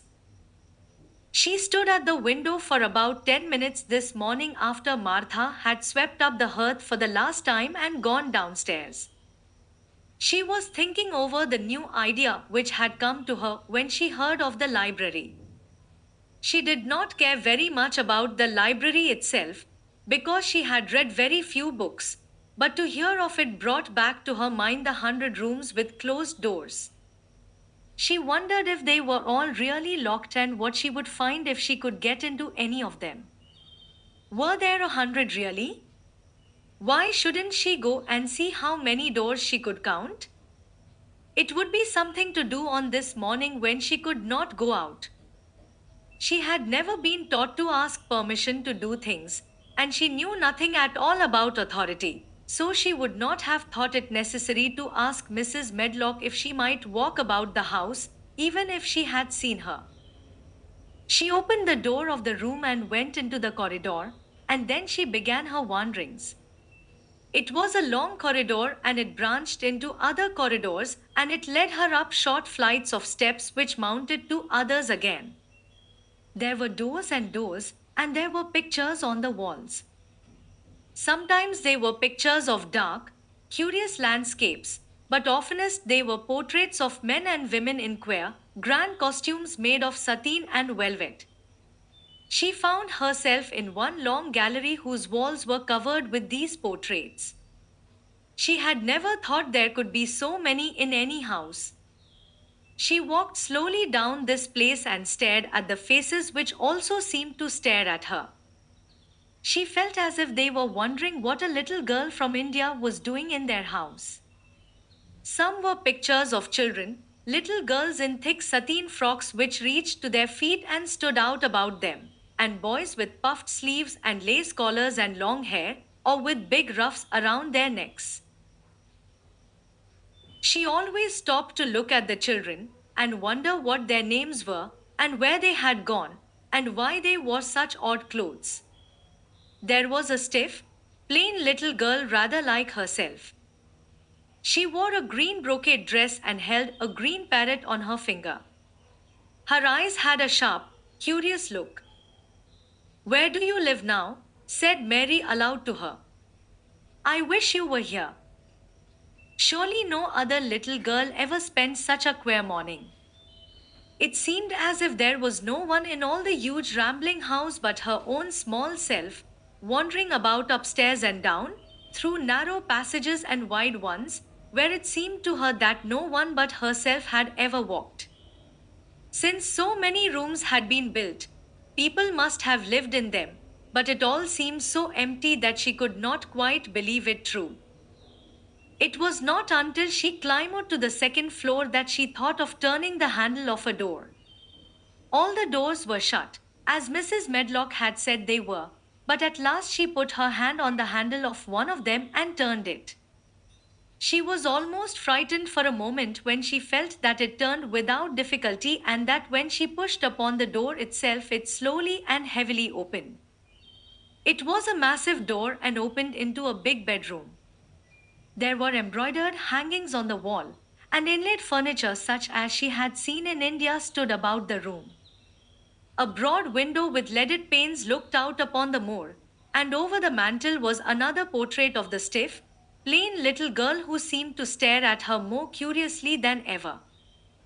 "Perhaps she slept here once," said Mary. "She stares at me so that she makes me feel queer." After that, she opened more doors and more. She saw so many rooms that she became quite tired and began to think that there must be 100, though she had not counted them. In all of them, there were old pictures or old tapestries with strange scenes worked on them. There were curious pieces of furniture and curious ornaments in nearly all of them. In one room, which looked like a lady's sitting room, the hangings were all embroidered velvet, and in a cabinet were about 100 little elephants made of ivory. They were of different sizes, and some had their mahouts or palanquins on their backs. Some were much bigger than the others, and some were so tiny that they seemed only babies. Mary had seen carved ivory in India, and she knew all about elephants. She opened the door of the cabinet and stood on a footstool and played with these for quite a long time. When she got tired, she set the elephants in order and shut the door of the cabinet. In all her wanderings through the long corridors and the empty rooms, she had seen nothing alive. But in this room, she saw something. Just after she had closed the cabinet door, she heard a tiny rustling sound. It made her jump and look around at the sofa by the fireplace, from which it seemed to come. In the corner of the sofa there was a cushion, and in the velvet which covered it there was a hole. And out of the hole peeped a tiny head with a pair of frightened eyes in it. Mary crept softly across the room to look. The bright eyes belonged to a little grey mouse, and the mouse had eaten a hole into the cushion and made a comfortable nest there. 6 baby mice were cuddled up asleep near her. If there was no one else alive in the 100 rooms, there were 7 mice who did not look lonely at all. If they wouldn't be so frightened, I would take them back with me, said Mary. She had wandered about long enough to feel too tired to wander any farther, and she turned back. 2 or 3 times she lost her way by turning down the wrong corridor and was obliged to ramble up and down until she found the right one. But at last she reached her own floor again, though she was some distance from her own room and did not know exactly where she was. I believe I have taken a wrong turning again, she said, standing still at what seemed the end of a short passage with tapestry on the wall. I don't know which way to go. How still everything is. It was while she was standing here and just after she had said this that the stillness was broken by a sound. It was another cry, but not quite like the one she had heard last night. It was only a short one, a fretful childish whine muffled by passing through walls. It's nearer than it was, said Mary, her heart beating rather faster. And it is crying. She put her hand accidentally upon the tapestry near her, and then sprang back, feeling quite startled. The tapestry was the covering of a door which fell open and showed her that there was another part of the corridor behind it, and Mrs. Medlock was coming up it with her bunch of keys in her hand and a very cross look on her face. What are you doing here? She said, and she took Mary by the arm and pulled her away. What did I tell you? I turned round the wrong corner, explained Mary. I didn't know which way to go and I heard someone crying. She quite hated Mrs. Medlock at the moment, but she hated her more the next. You didn't hear anything of the sort, said the housekeeper. You come along back to your own nursery or I'll box your ears. And she took her by the arm and half pushed, half pulled her up one passage and down another until she pushed her in at the door of her own room. Now, she said, you stay where you're told to stay or you'll find yourself locked up. The master had better get you a governess, same as he said he would. You're one that needs someone to look sharp after you. I've got enough to do. She went out of the room and slammed the door after her, and Mary went and sat on the hearthrug, pale with rage. She did not cry, but ground her teeth. There was someone crying. There was, she said to herself. She had heard it twice now, and sometime she would find out. She had found out a great deal this morning. She felt as if she had been on a long journey, and at any rate she had had something to amuse her all the time, and she had played with the ivory elephants and had seen the grey mouse and its babies in their nest in the velvet cushion. Chapter 7. The Key to the Garden. 2 days after this, when Mary opened her eyes, she sat upright in bed immediately and called to Martha. Look at the moor. Look at the moor. The rainstorm had ended and the grey mist and clouds had been swept away in the night by the wind. The wind itself had ceased and a brilliant, deep blue sky arched high over the moorland. Never had Mary dreamed of a sky so blue. In India, skies were hot and blazing. This was of a deep, cool blue which almost seemed to sparkle like the waters of some lovely bottomless lake, and here and there, high in the arched blueness floated small clouds of snow-white fleece. The far-reaching world of the moor itself looked softly blue instead of gloomy purple-black or awful dreary grey. Aye, said Martha with a cheerful grin. It storms over for a bit. It does like this at this time, O Ethia. It goes off in a night like it was pretending it had never been here and never meant to come again. That's because it's springtime's on its way. It's a long way off yet, but it's coming. I thought perhaps it always rained or looked dark in England, Mary said. Eh? No, said Martha, sitting up on her heels among her black lead brushes. Nout oh et sort. What does that mean? Asked Mary seriously. In India, the natives spoke different dialects which only a few people understood, so she was not surprised when Martha used words she did not know. Martha laughed as she had done the first morning. There now, she said. I've talked broad Yorkshire again like Mrs. Medlock said I mustn't. Nout oh et sort means nothing of the sort, slowly and carefully, but it takes so long to say it. Yorkshire's at sunniest place on earth when it is sunny. I told the thadi like it more after a bit. Just you wait till you see et gold colored goes blossoms and et blossoms oh et broom, and et heather flowerin', all purple bells, and hundreds o' butterflies flutterin' and bees hummin' and skylarks soarin' up and singin'. You'll want to get out on it at Sunrise and live out on it all day like Dicko does. Could I ever get there? Asked Mary wistfully, looking through her window at the far off blue. It was so new and big and wonderful and such a heavenly color. I don't know, answered Martha. Tha's never used Tha legs since Tha was born, it seems to me. Tha couldn't walk 5 miles. It's 5 miles to our cottage.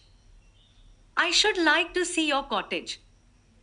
Martha stared at her a moment curiously before she took up her polishing brush and began to rub the grate again. She was thinking that the small plain face did not look quite as sore at this moment as it had done the first morning she saw it. It looked just a trifle like little Susan Ann's when she wanted something very much.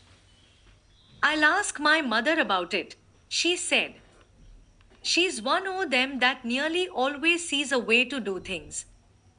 It's my day out today and I'm gone home. Eh? I am glad. Mrs. Medlock thinks a lot o' mother. Perhaps she could talk to her. I like your mother, said Mary.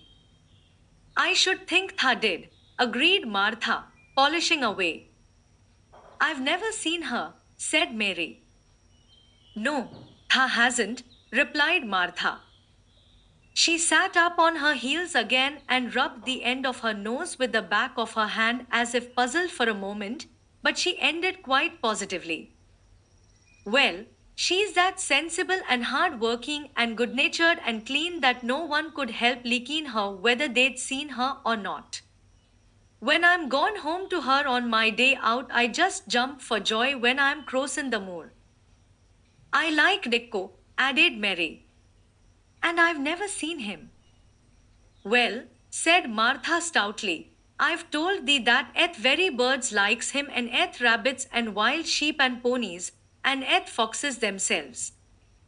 I wonder, staring at her reflectively, what Dicko would think of thee? He wouldn't like me, said Mary in her stiff, cold little way. No one does. Martha looked reflective again. How does Tha like Thistle? She inquired, really quite as if she were curious to know. Mary hesitated a moment and thought it over. Not at all, really, she answered. But I never thought of that before. Martha grinned a little as if at some homely recollection. Mother said that to me once, she said. She was at her washtub and I was in a bad temper and talking ill of folk, and she turns round on me and says, Tha young vixen, Tha. There Tha stands sighing, Tha doesn't like this one and Tha doesn't like that one. How does Tha like Thistle? It made me laugh and it brought me to my senses in a minute. She went away in high spirits as soon as she had given Mary her breakfast. She was going to walk 5 miles across the moor to the cottage. and she was going to help her mother with the washing and do the week's baking and enjoy herself thoroughly. Mary felt lonelier than ever when she knew she was no longer in the house. She went out into the garden as quickly as possible, and the first thing she did was to run round and round the fountain flower garden 10 times. She counted the times carefully, and when she had finished, she felt in better spirits. The sunshine made the whole place look different. The high, deep, blue sky arched over Misselthwaite as well as over the moor, and she kept lifting her face and looking up into it, trying to imagine what it would be like to lie down on one of the little snow white clouds and float about. She went into the first kitchen garden and found Ben Weatherstaff working there with two other gardeners. The change in the weather seemed to have done him good. He spoke to her of his own accord. Springtime's coming, he said. Cannot tha smell it? Mary sniffed and thought she could. I smell something nice and fresh and damp, she said. That saith good Richard, he answered, digging away. It's in a good humor making ready to grow things. It's glad when plantin time comes. It's dull in winter when it's got naught to do. In flower gardens out there things will be stirring down below in dark. Sun's warm in You'll see bits o' green spikes sticking out o' black earth after a bit. What will they be? Asked Mary. Crocuses and snowdrops and daffodillies. Hast thou never seen them? No. Everything is hot and wet and green after the rains in India, said Mary. And I think things grow up in a night. These won't grow up in a night, said Weatherstaff. I'll have to wait for 'em. They'll poke up a bit higher here and push out a spike more there and uncle a leaf this day and another that. You watch 'em. I am going to, answered Mary. Very soon she heard the soft rustling flight of wings again, and she knew at once that the robin had come again. He was very pert and lively, and hopped about so close to her feet, and put his head on one side and looked at her so slyly that she asked Ben Weatherstaff a question. Do you think he remembers me? She said. Remembers thee, said Weatherstaff indignantly. He knows every cabbage stump in gardens, let alone people. He's never seen a little wench here before, and he's bent on finding out all about thee. There's no need to try to hide anything from him. Are things stirring down below in the dark in that garden where he lives? Mary inquired. What garden? Grunted Weatherstaff, becoming surly again. The one where the old rose trees are. She could not help asking, because she wanted so much to know. Are all the flowers dead, or do some of them come again in the summer? Are there ever any roses? Ask him, said Ben Weatherstaff, hunching his shoulders toward the robin. He's the only one as knows. No one else has seen inside it for 10 years. 10 years was a long time, Mary thought. She had been born 10 years ago. She walked away, slowly thinking. She had begun to like the garden just as she had begun to like the robin and Dicko and Martha's mother. She was beginning to like Martha, too. That seemed a good many people to like, when you were not used to liking. She thought of the robin as one of the people. She went to her walk outside the long, ivy-covered wall over which she could see the treetops, and the second time she walked up and down the most interesting and exciting thing happened to her, and it was all through Ben Weatherstaff's robin. She heard a chirp and a tweeter, and when she looked at the bare flower bed at her left side there he was hopping about and pretending to peck things out of the earth to persuade her that he had not followed her. But she knew he had followed her, and the surprise so filled her with delight that she almost trembled a little. You do remember me, she cried out. You do. You are prettier than anything else in the world. She chirped and talked and coaxed and he hopped and flirted his tail and twittered. It was as if he were talking. His red waistcoat was like sateen and he puffed his tiny breast out and was so fine and so grand and so pretty that it was really as if he were showing her how important and like a human person a Robin could be. Mistress Mary forgot that she had ever been contrary in her life when he allowed her to draw closer and closer to him, and bend down and talk and try to make something like Robin sounds. Oh! To think that he should actually let her come as near to him as that. He knew nothing in the world would make her put out her hand toward him or startle him in the least tiniest way. He knew it because he was a real person, only nicer than any other person in the world. She was so happy that she scarcely dared to breathe. The flower bed was not quite bare. It was bare of flowers because the perennial plants had been cut down for their winter rest, but there were tall shrubs and low ones which grew together at the back of the bed, and as the robin hopped about under them, she saw him hop over a small pile of freshly turned up earth. He stopped on it to look for a worm. The earth had been turned up because a dog had been trying to dig up a mole and he had scratched quite a deep hole. Mary looked at it, not really knowing why the hole was there, and as she looked, she saw something almost buried in the newly turned soil. It was something like a ring of rusty iron or brass, and when the robin flew up into a tree nearby, she put out her hand and picked the ring up. It was more than a ring, however, it was an old key which looked as if it had been buried a long time. Mistress Mary stood up and looked at it with an almost frightened face as it hung from her finger. Perhaps it has been buried for 10 years, she said in a whisper. Perhaps it is the key to the garden. Chapter 8. The Robin WHO showed the way. She looked at the key quite a long time. She turned it over and over and thought about it. As I have said before, she was not a child who had been trained to ask permission or consult her elders about things.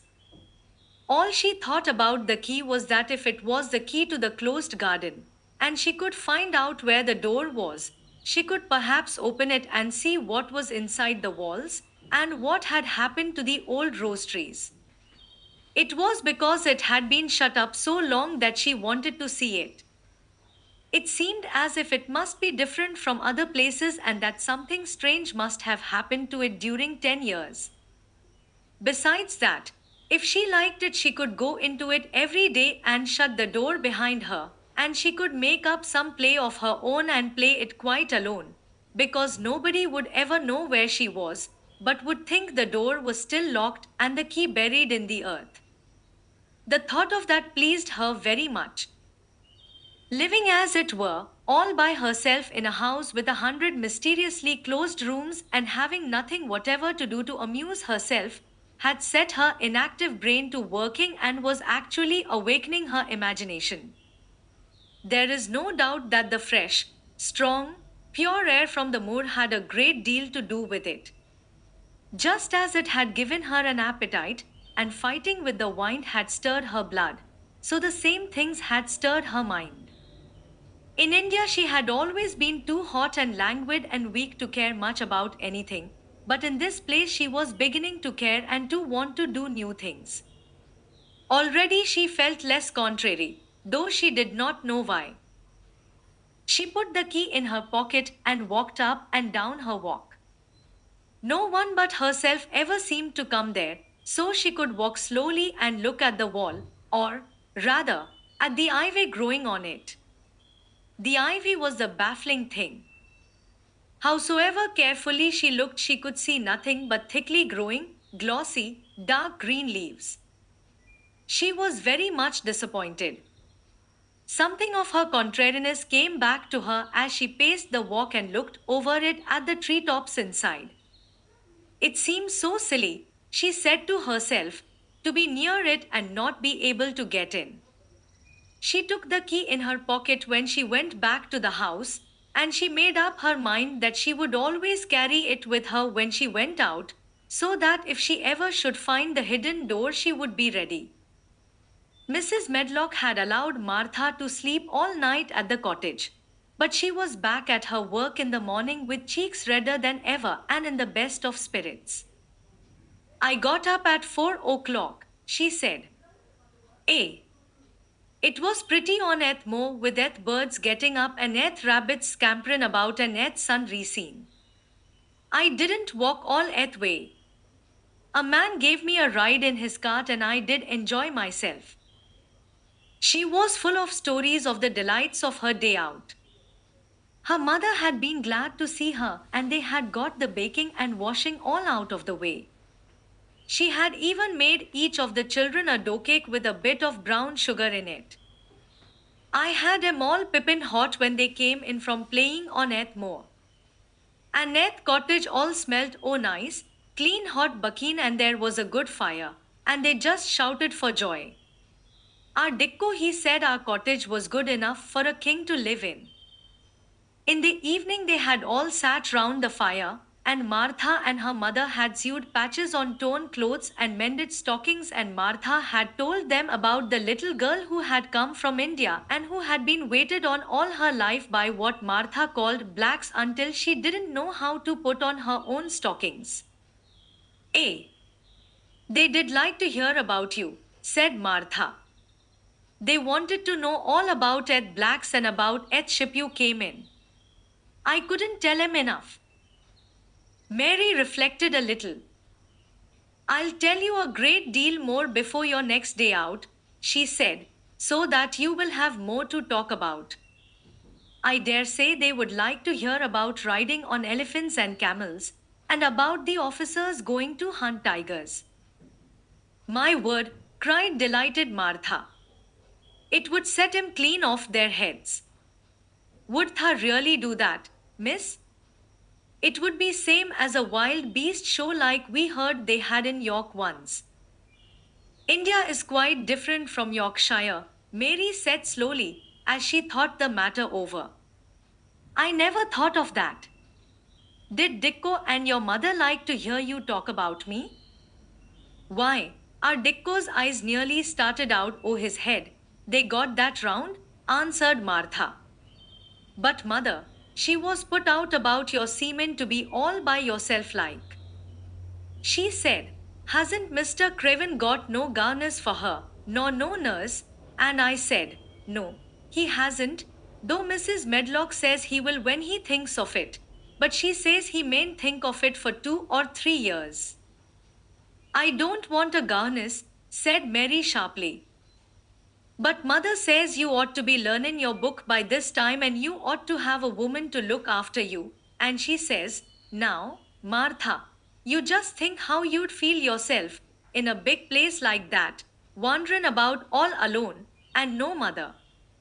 You do your best to cheer her up, she says, and I said I would. Mary gave her a long, steady look. You do cheer me up, she said. I like to hear you talk. Presently Martha went out of the room and came back with something held in her hands under her apron.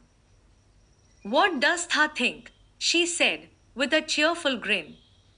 I've brought thee a present. A present? Exclaimed Mistress Mary.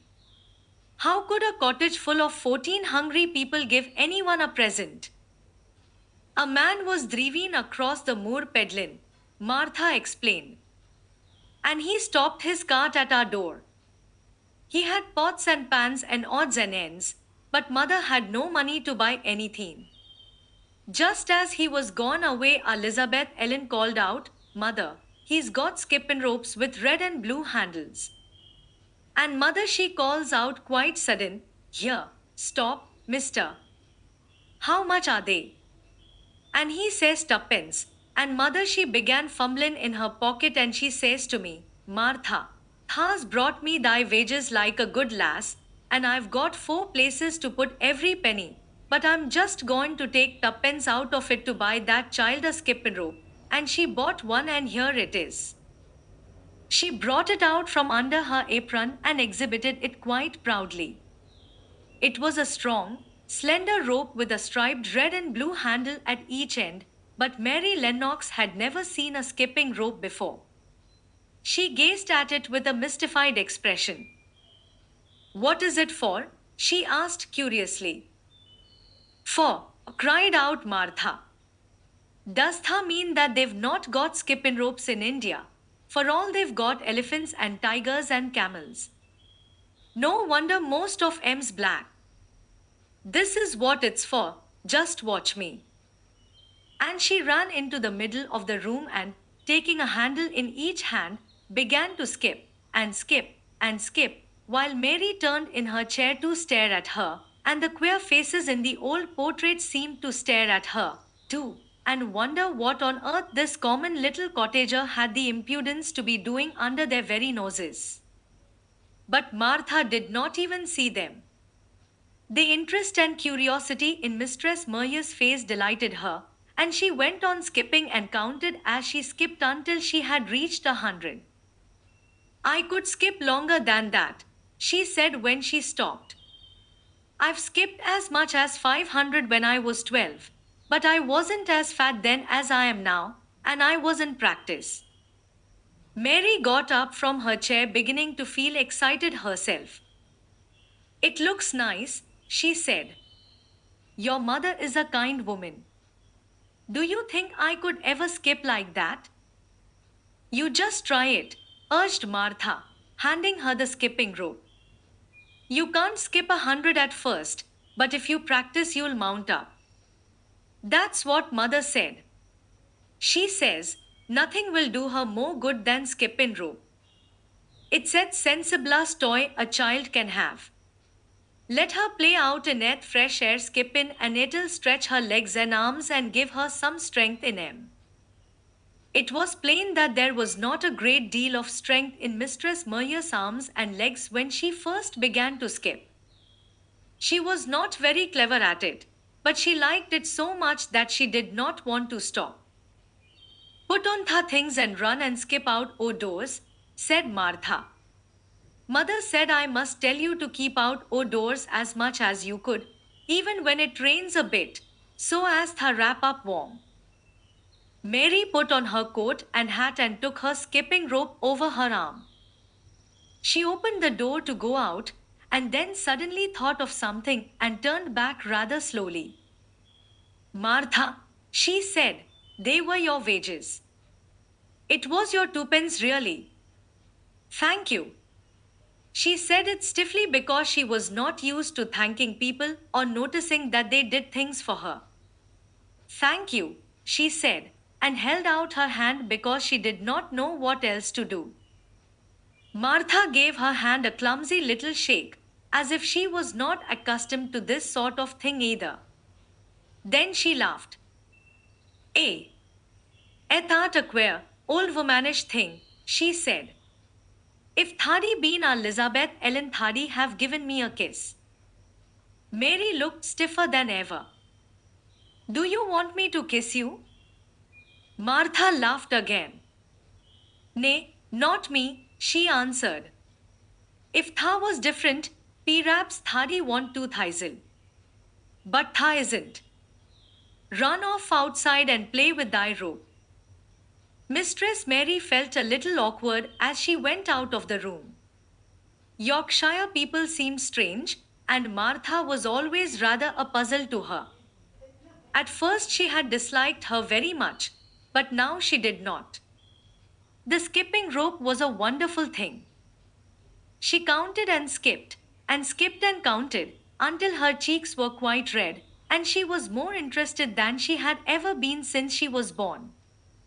The sun was shining and a little wind was blowing, not a rough wind, but one which came in delightful little gusts and brought a fresh scent of newly turned earth with it. She skipped round the fountain garden, and up one walk and down another. She skipped at last into the kitchen garden and saw Ben Weatherstaff digging and talking to his robin, which was hopping about him. She skipped down the walk toward him, and he lifted his head and looked at her with a curious expression. She had wondered if he would notice her. She wanted him to see her skip. Well, he exclaimed. Upon my word, perhaps thou art a young un, after all, and perhaps thou's got child's blood in thy veins instead of sour buttermilk. Thou skipped red into thy cheeks as sure as my name's Ben Weatherstaff. I wouldn't have believed thou could do it. I never skipped before, Mary said. I'm just beginning. I can only go up to 20. Tha keep on, said Ben. Her shape's well enough at it for a young un that's lived with heathen. Just see how he's watching thee, jerking his head toward the robin. He followed after thee yesterday. He'll be at it again today. He'll be bound to find out what et skipping rope is. He's never seen one. Shaking his head at the bird, tha curiosity will be at death of thee sometime if tha doesn't look sharp. Mary skipped round all the gardens and round the orchard, resting every few minutes. At length she went to her own special walk and made up her mind to try if she could skip the whole length of it. It was a good long skip and she began slowly, but before she had gone halfway down the path she was so hot and breathless that she was obliged to stop. She did not mind much, because she had already counted up to 30. She stopped with a little laugh of pleasure, and there, lo and behold, was the robin swaying on a long branch of ivy. He had followed her and he greeted her with a chirp. As Mary had skipped toward him, she felt something heavy in her pocket strike against her at each jump, and when she saw the robin, she laughed again. You showed me where the key was yesterday, she said. You ought to show me the door today, but I don't believe you know.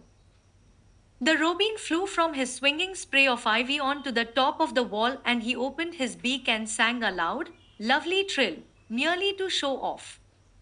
Nothing in the world is quite as adorably lovely as a robin when he shows off, and they are nearly always doing it.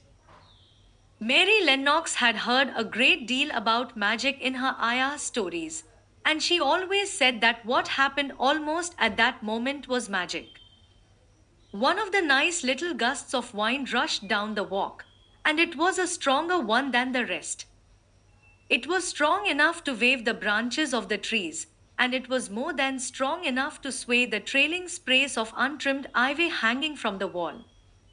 Mary had stepped close to the robin, and suddenly the gust of wind swung aside some loose ivy trails, and more suddenly still she jumped toward it and caught it in her hand.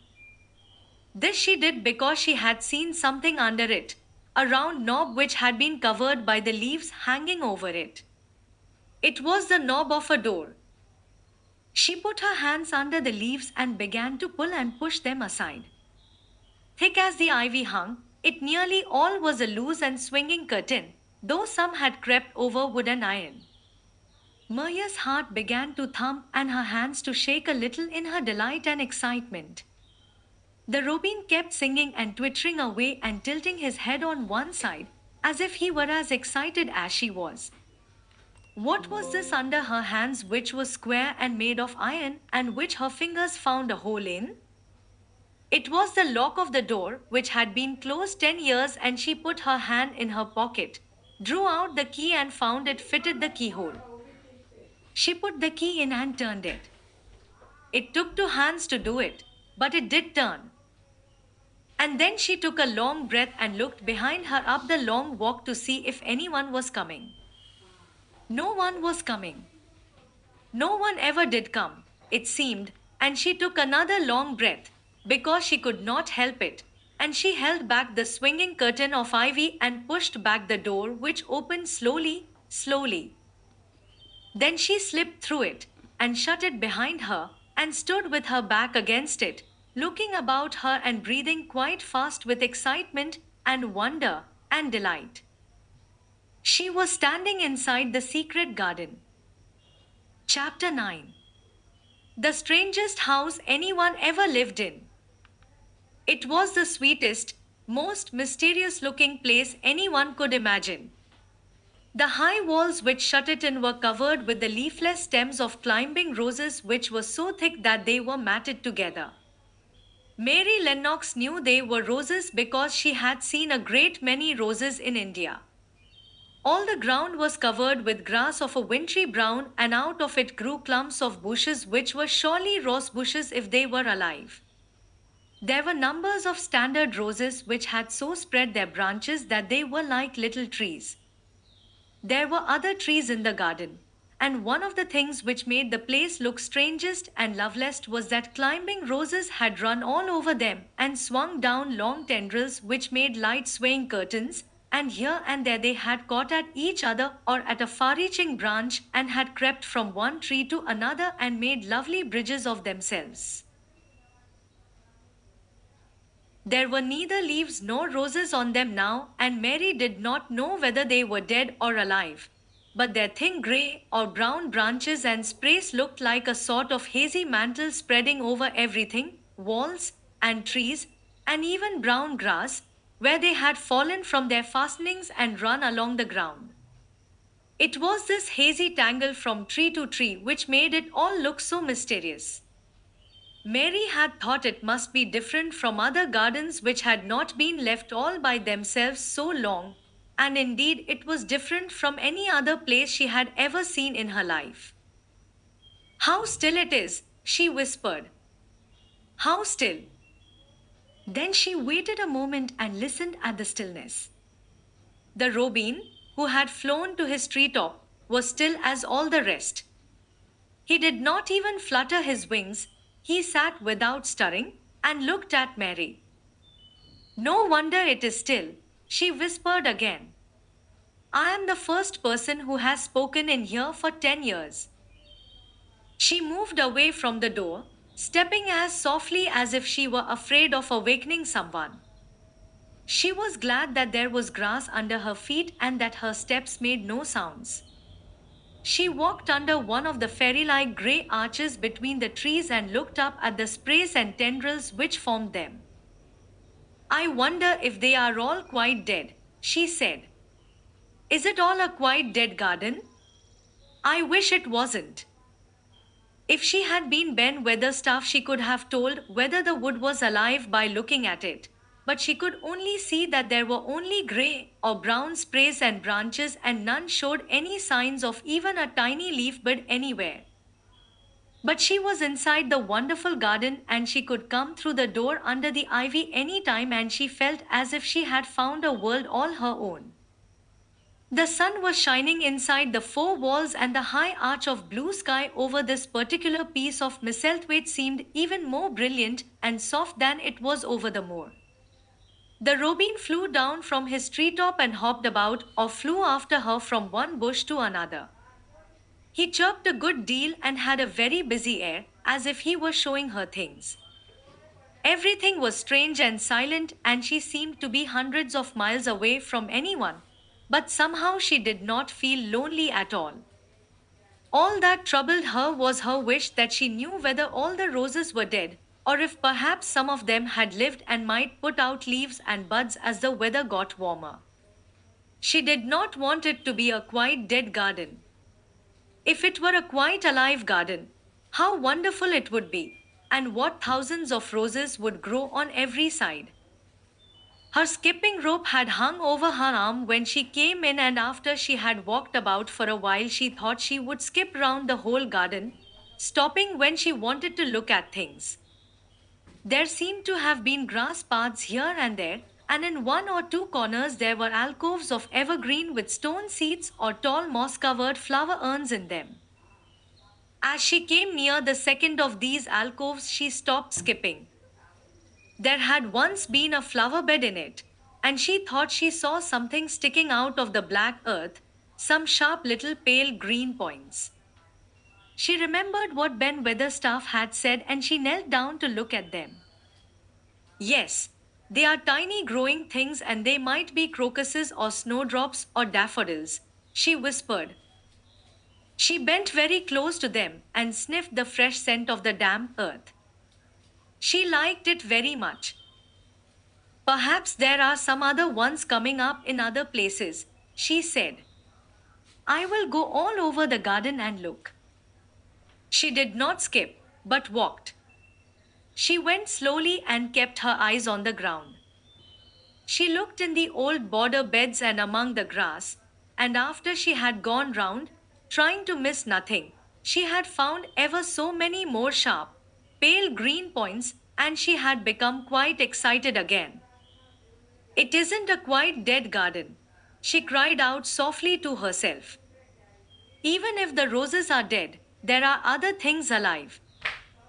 She did not know anything about gardening, but the grass seemed so thick in some of the places where the green points were pushing their way through that she thought they did not seem to have room enough to grow.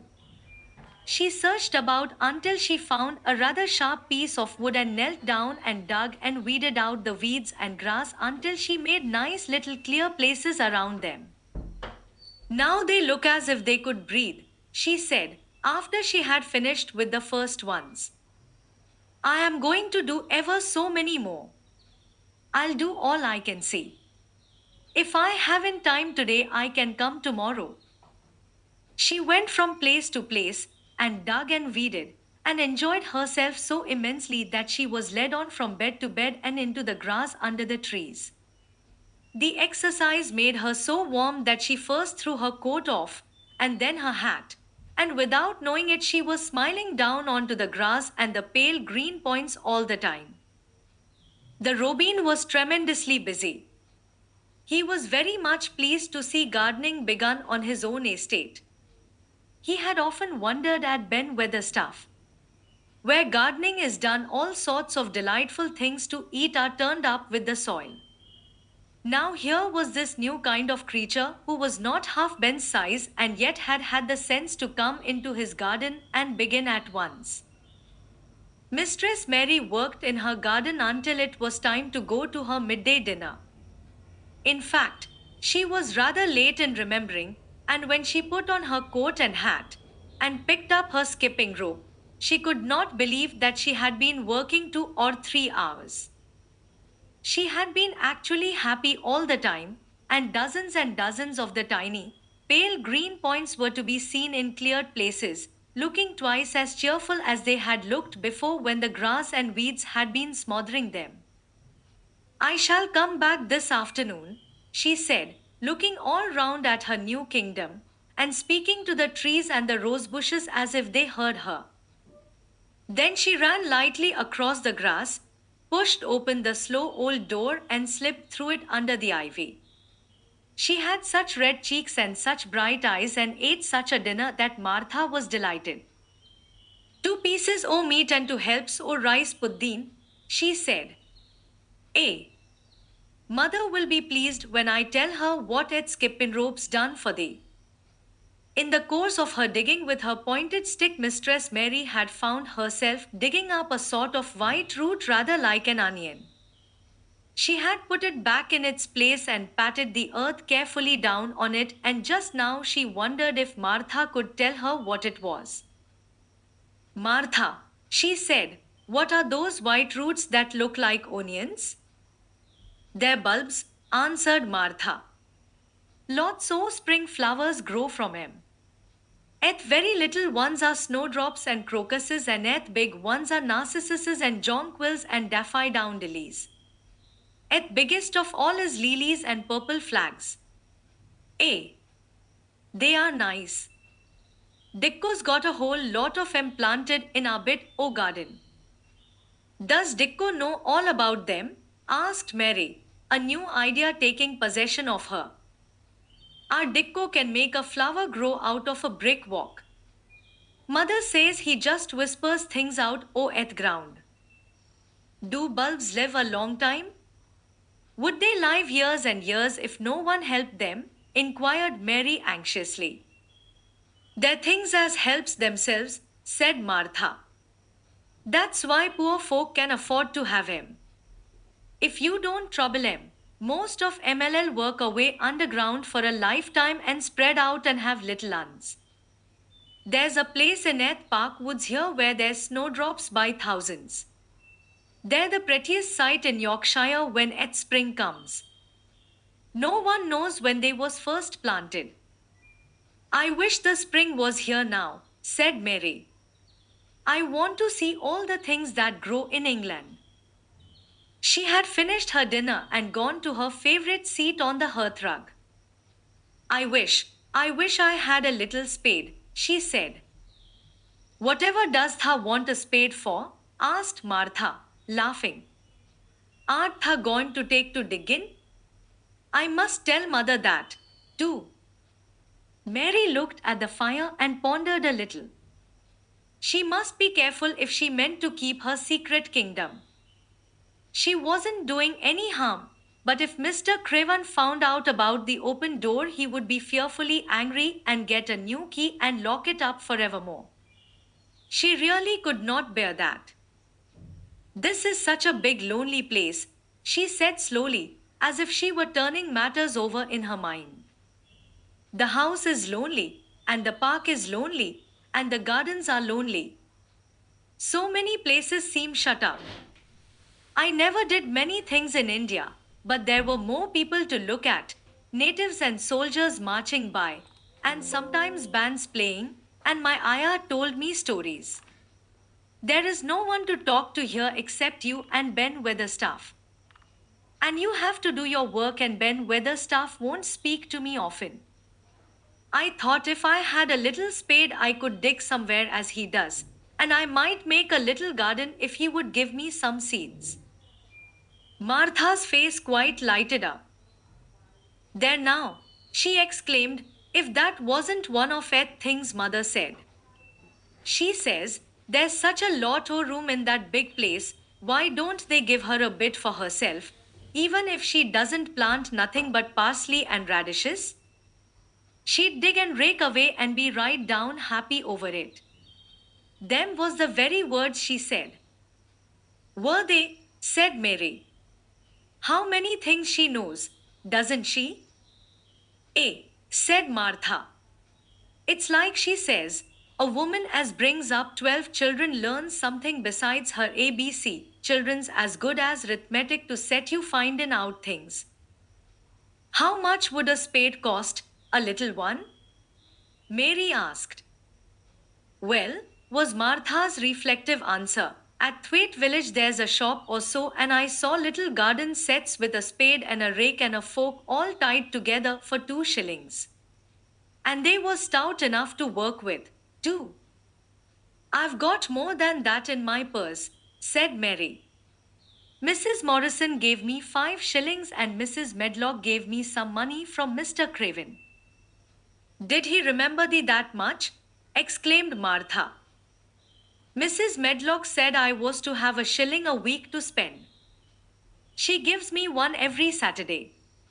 I didn't know what to spend it on. My word. That's riches, said Martha. Tha can buy anything in eth world tha wants. Eth rent of our cottage is only 1 and 3 pence, and it's like pulling eye teeth to get it. Now I've just thought of something, putting her hands on her hips. What? Said Mary eagerly. In the shop at Thwaite they sell packages of flower seeds for a penny each, and our Dicko he knows which is the prettiest ones and how to make 'em grow. He walks over to Thwaite many a day just for eth fun of it. Does tha know how to print letters? Suddenly. I know how to write, Mary answered. Martha shook her head. Our Dicko can only read printing. If Tha could print, we could write a letter to him and ask him to go and buy eth garden tools and eth seeds at eth same time. Oh!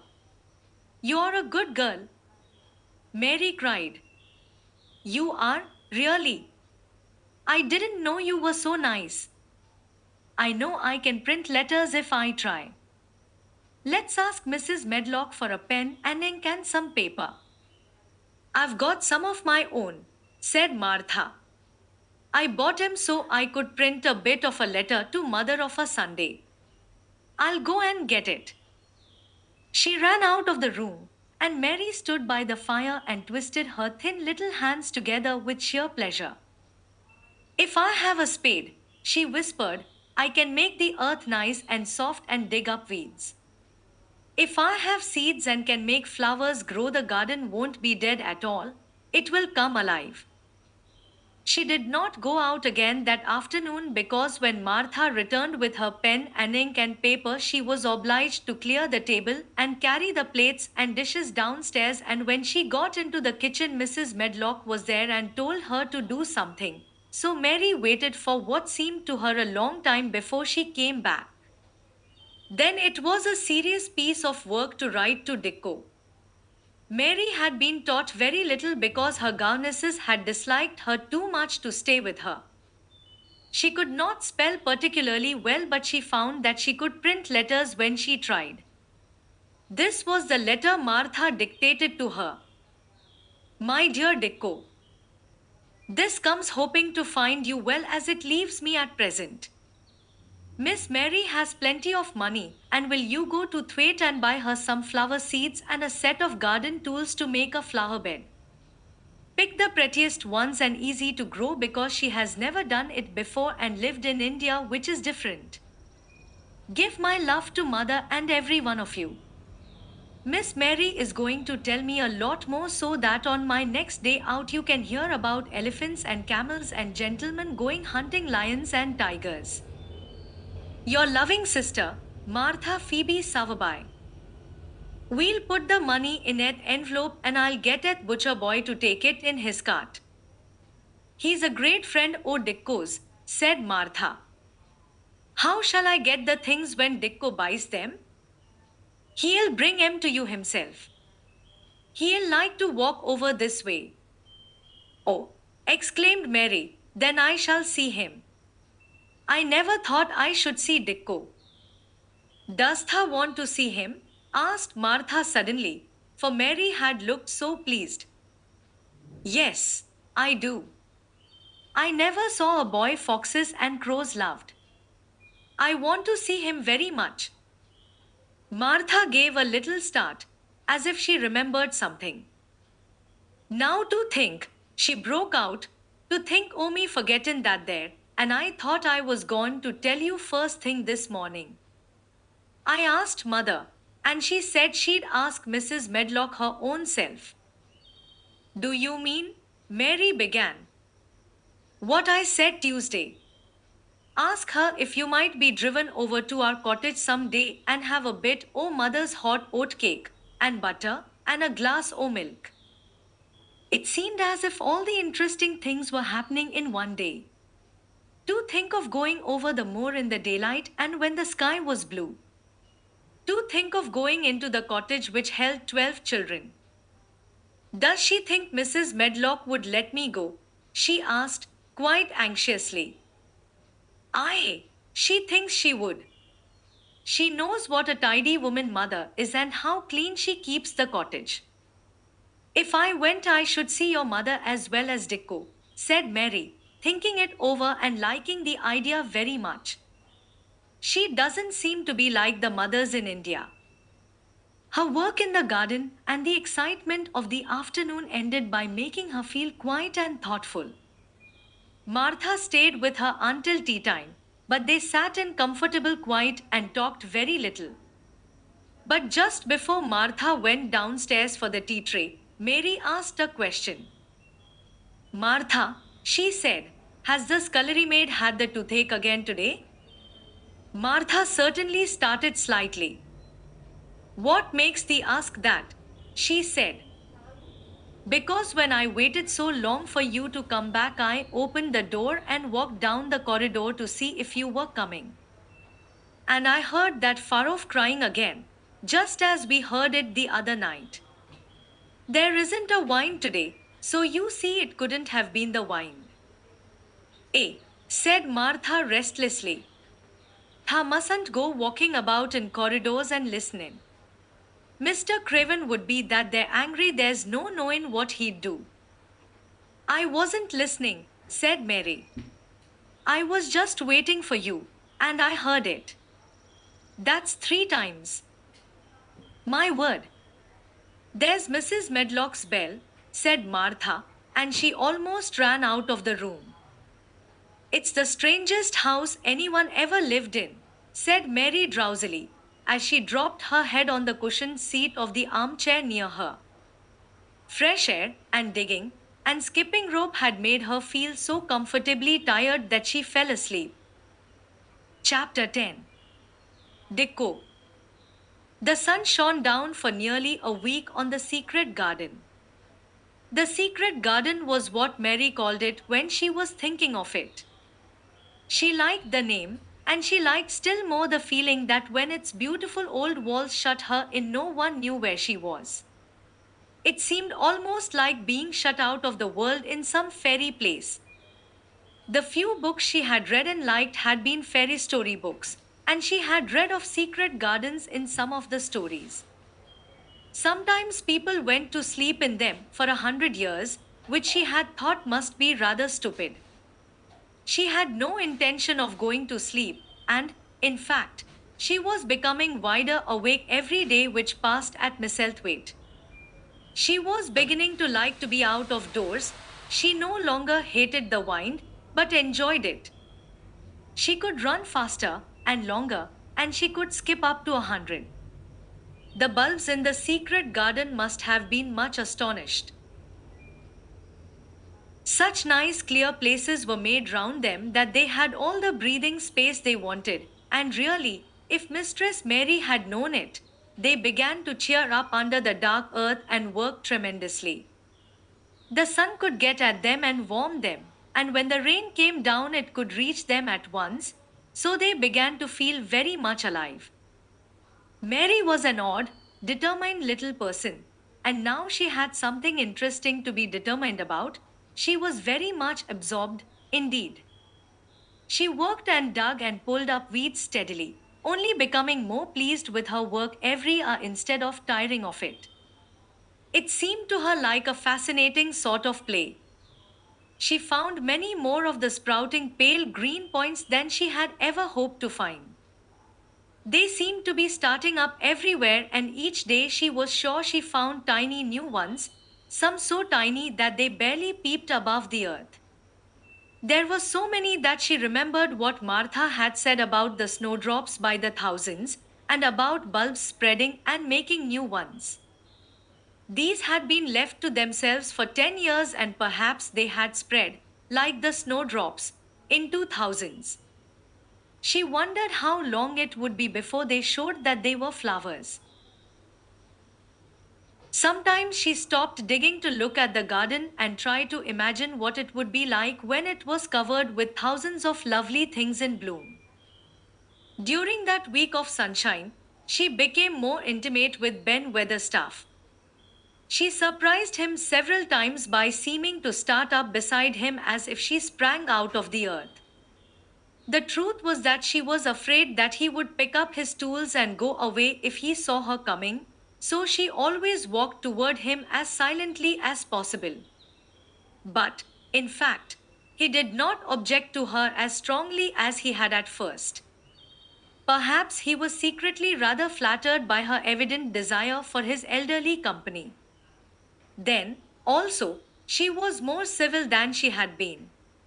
He did not know that when she first saw him she spoke to him as she would have spoken to a native, and had not known that a cross, sturdy old Yorkshire man was not accustomed to salam to his masters, and be merely commanded by them to do things. Thati liketh Robin, he said to her one morning when he lifted his head and saw her standing by him.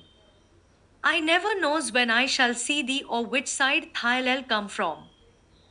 He's friends with me now, said Mary. That's like him, snapped Ben Weatherstaff. Making up to women folk just for vanity and flightiness. There's nothing he wouldn't do for sake o' showing off and flirting his tail feathers. He's as full o' pride as an egg's full o' meat. He very seldom talked much and sometimes did not even answer Maria's questions except by a grunt, but this morning he said more than usual. He stood up and rested one hobnailed boot on the top of his spade while he looked her over. How long has Tha been here? He jerked out. I think it's about a month, she answered. Tha's beginning to do Misselthwaite credit, he said. Tha's a bit fatter than Tha was and Tha's not quite so yellow. Tha looked like a young plucked crow when Tha first came into this garden. Thinks I to myself, I never set eyes on an uglier, sour-faced young un. Mary was not vain, and as she had never thought much of her looks, she was not greatly disturbed. I know I'm fatter, she said. My stockings are getting tighter. They used to make wrinkles.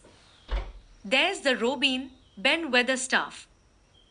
There, indeed, was the Robin, and she thought he looked nicer than ever.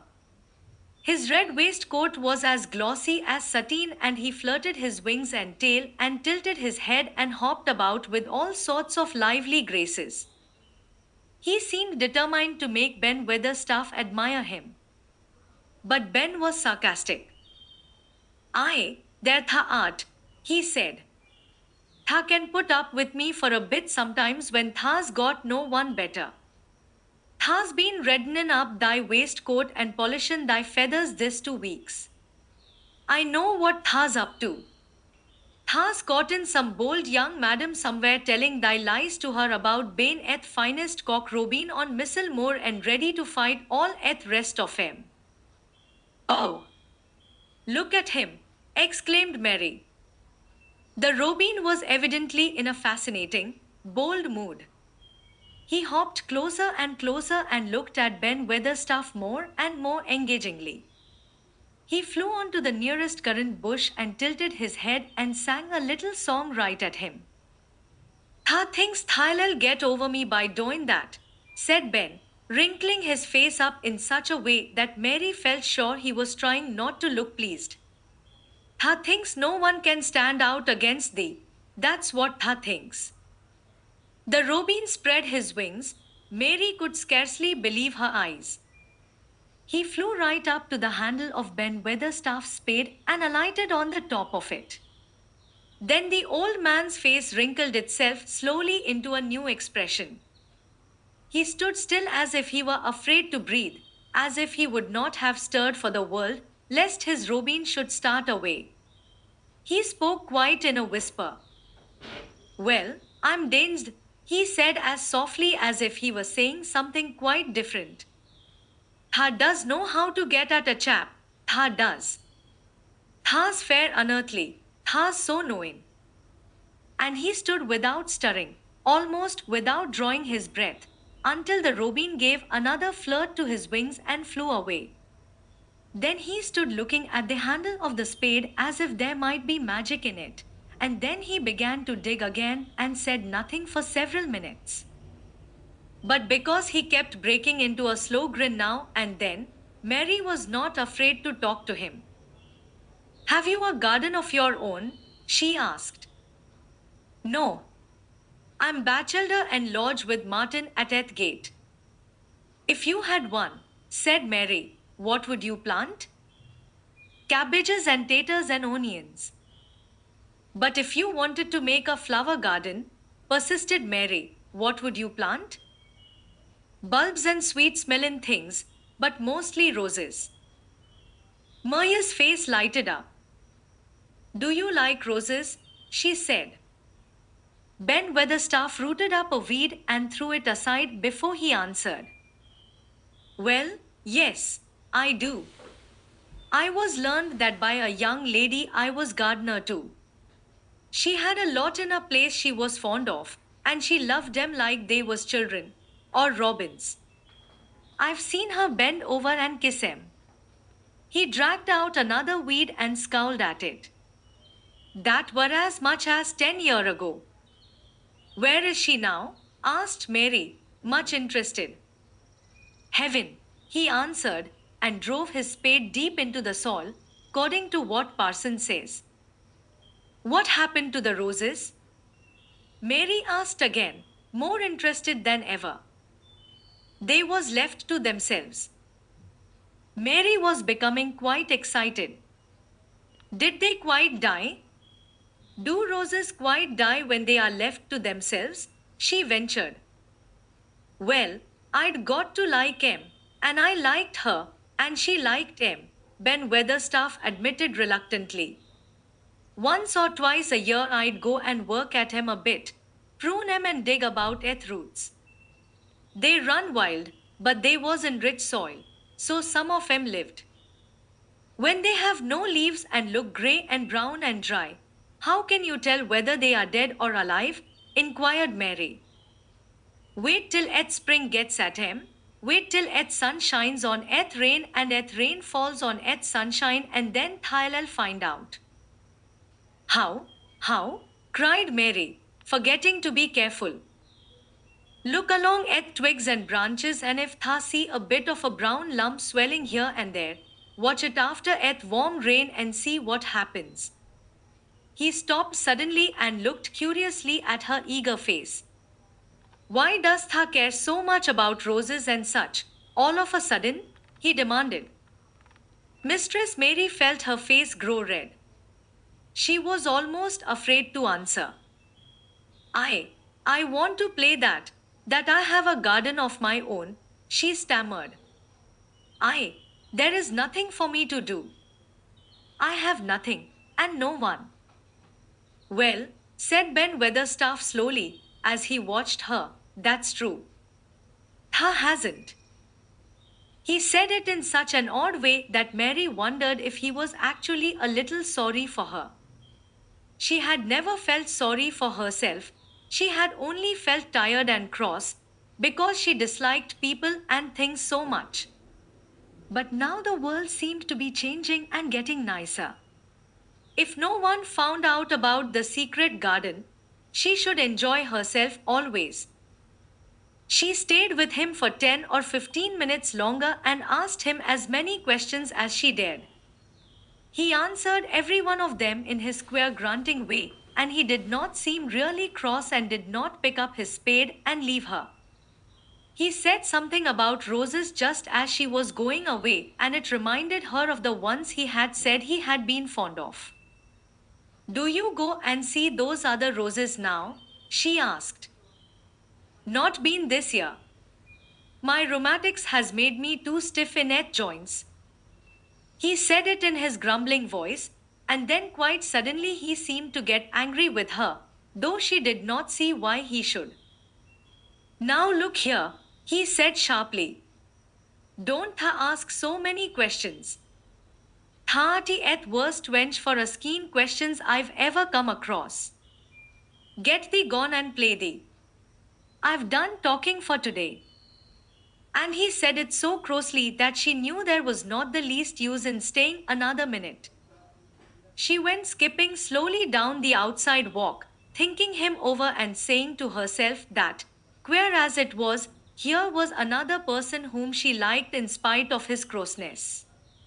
She liked old Ben Weatherstaff. Yes, she did like him. She always wanted to try to make him talk to her. Also, she began to believe that he knew everything in the world about flowers. There was a laurel-hedged walk which curved round the secret garden and ended at a gate which opened into a wood, in the park. She thought she would slip round this walk and look into the wood and see if there were any rabbits hopping about. She enjoyed the skipping very much, and when she reached the little gate she opened it and went through because she heard a low, peculiar whistling sound and wanted to find out what it was. It was a very strange thing indeed. She quite caught her breath as she stopped to look at it. A boy was sitting under a tree, with his back against it, playing on a rough wooden pipe. He was a funny-looking boy about 12. He looked very clean and his nose turned up and his cheeks were as red as poppies, and never had Mistress Mary seen such round and such blue eyes in any boy's face.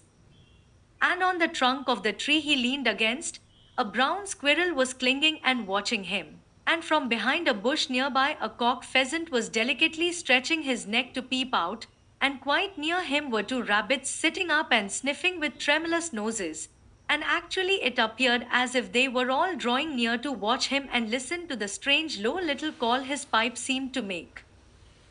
When he saw Mary, he held up his hand and spoke to her in a voice almost as low as and rather like his piping. Don't tha move, he said. It would fright him. Mary remained motionless. He stopped playing his pipe and began to rise from the ground. He moved so slowly that it scarcely seemed as though he were moving at all, but at last he stood on his feet and then the squirrel scampered back up into the branches of his tree. The pheasant withdrew his head and the rabbits dropped on all fours and began to hop away, though not at all as if they were frightened. I'm Dicko, the boy said. I know Thati, Miss Mary. Then Mary realized that somehow she had known at first that he was Dicko. Who else could have been charming rabbits and pheasants as the natives charm snakes in India? He had a wide, red, curving mouth and his smile spread all over his face. I got up slow, he explained, because if Tha makes a quick move it startles him. A body has to move gentle and speak low when wild things is about. He did not speak to her as if they had never seen each other before but as if he knew her quite well. Mary knew nothing about boys and she spoke to him a little stiffly because she felt rather shy. Did you get Martha's letter? She asked. He nodded his curly, rust-colored head. That's why I come. He stooped to pick up something which had been lying on the ground beside him when he piped. I've got garden tools. There's a little spade and rake and a fork and hoe. Eh? They are good uns. There's a trowel, too. An woman in shop threw in a packet o' white poppy and one o' blue larkspur when I bought other seeds. Will you show the seeds to me? Mary said. She wished she could talk as he did. His speech was so quick and easy. It sounded as if he liked her and was not the least afraid she would not like him, though he was only a common Moor boy, in patched clothes and with a funny face and a rough, rusty red head. As she came closer to him, she noticed that there was a clean, fresh scent of heather and grass and leaves about him, almost as if he were made of them. She liked it very much, and when she looked into his funny face with the red cheeks and round blue eyes, she forgot that she had felt shy. Let us sit down on this log and look at them, she said. They sat down and he took a clumsy little brown paper package out of his coat pocket. He untied the string and inside there were ever so many neater and smaller packages with a picture of a flower on each one. There's a lot o' mignonette and poppies, he said. Mignonette said sweetest smellin' thing as grows, and it'll grow wherever you cast it, same as poppies will. Them as'll come up and bloom if you just whistle to 'em, them's nicest of all. He stopped and turned his head quickly, his poppy-cheeked face lighting up. Where's that robin as is calling us? He said. The chirp came from a thick holly bush, bright with scarlet berries, and Mary thought she knew whose it was. Is it really calling us? She asked. Aye, said Dicko, as if it was the most natural thing in the world. He's calling someone he's friends with. That same as sighing here I am. Look at me. I wants a bit of a chat. There he is in the bush. Whose is he? He's Ben Weatherstaff's, but I think he knows me a little, answered Mary. Aye, he knows thee, said Dicko in his low voice again. And he likes thee. He's took thee on. He'll tell me all about thee in a minute. He moved quite close to the bush with the slow movement Mary had noticed before, and then he made a sound almost like the robin's own twitter. The robin listened a few seconds, intently, and then answered quite as if he were replying to a question. Aye, he's a friend o' yours, chuckled Dicko. Do you think he is? Cried Mary eagerly. She did so want to know. Do you think he really likes me? He wouldn't come near thee if he didn't, answered Dicko. Birds is rare choosers and a robin can flout a body worse than a man. See, he's making up to thee now. Cannot tha see a chap, he's sighing. And it really seemed as if it must be true. He so sidled and twittered and tilted as he hopped on his bush. Do you understand everything birds say? Said Mary. Dicko's grin spread until he seemed all wide, red, curving mouth, and he rubbed his rough head. I think I do, and they think I do, he said. I've lived on Earth more with them so long. I've watched them break shell and come out and fledge and learn to fly and begin to sing, till I think I'm one of them. Sometimes I think perhaps I'm a bird, or a fox, or a rabbit, or a squirrel, or even a beetle, and I don't know it. He laughed and came back to the log and began to talk about the flower seeds again. He told her what they looked like when they were flowers. He told her how to plant them, and watch them, and feed and water them. See here, he said suddenly, turning round to look at her. I'll plant them for thee myself. Where is the garden? Maria's thin hands clutched each other as they lay on her lap. She did not know what to say, so for a whole minute she said nothing. She had never thought of this. She felt miserable. And she felt as if she went red and then pale. Tha's got a bit o' garden, hasn't Tha? Dicko said. It was true that she had turned red and then pale. Dicko saw her do it, and as she still said nothing, he began to be puzzled. Wouldn't they give thee a bit? He asked. Hasn't Tha got any yet? She held her hands tighter and turned her eyes toward him. I don't know anything about boys, she said slowly. Could you keep a secret if I told you one? It's a great secret. I don't know what I should do if anyone found it out. I believe I should die. She said the last sentence quite fiercely. Dicko looked more puzzled than ever and even rubbed his hand over his rough head again, but he answered quite good-humoredly. I'm keeping secrets all at time, he said. If I couldn't keep secrets from other lads, secrets about foxes' cubs, and birds' nests, and wild things' holes, there would be not safe on earth more. I can keep secrets.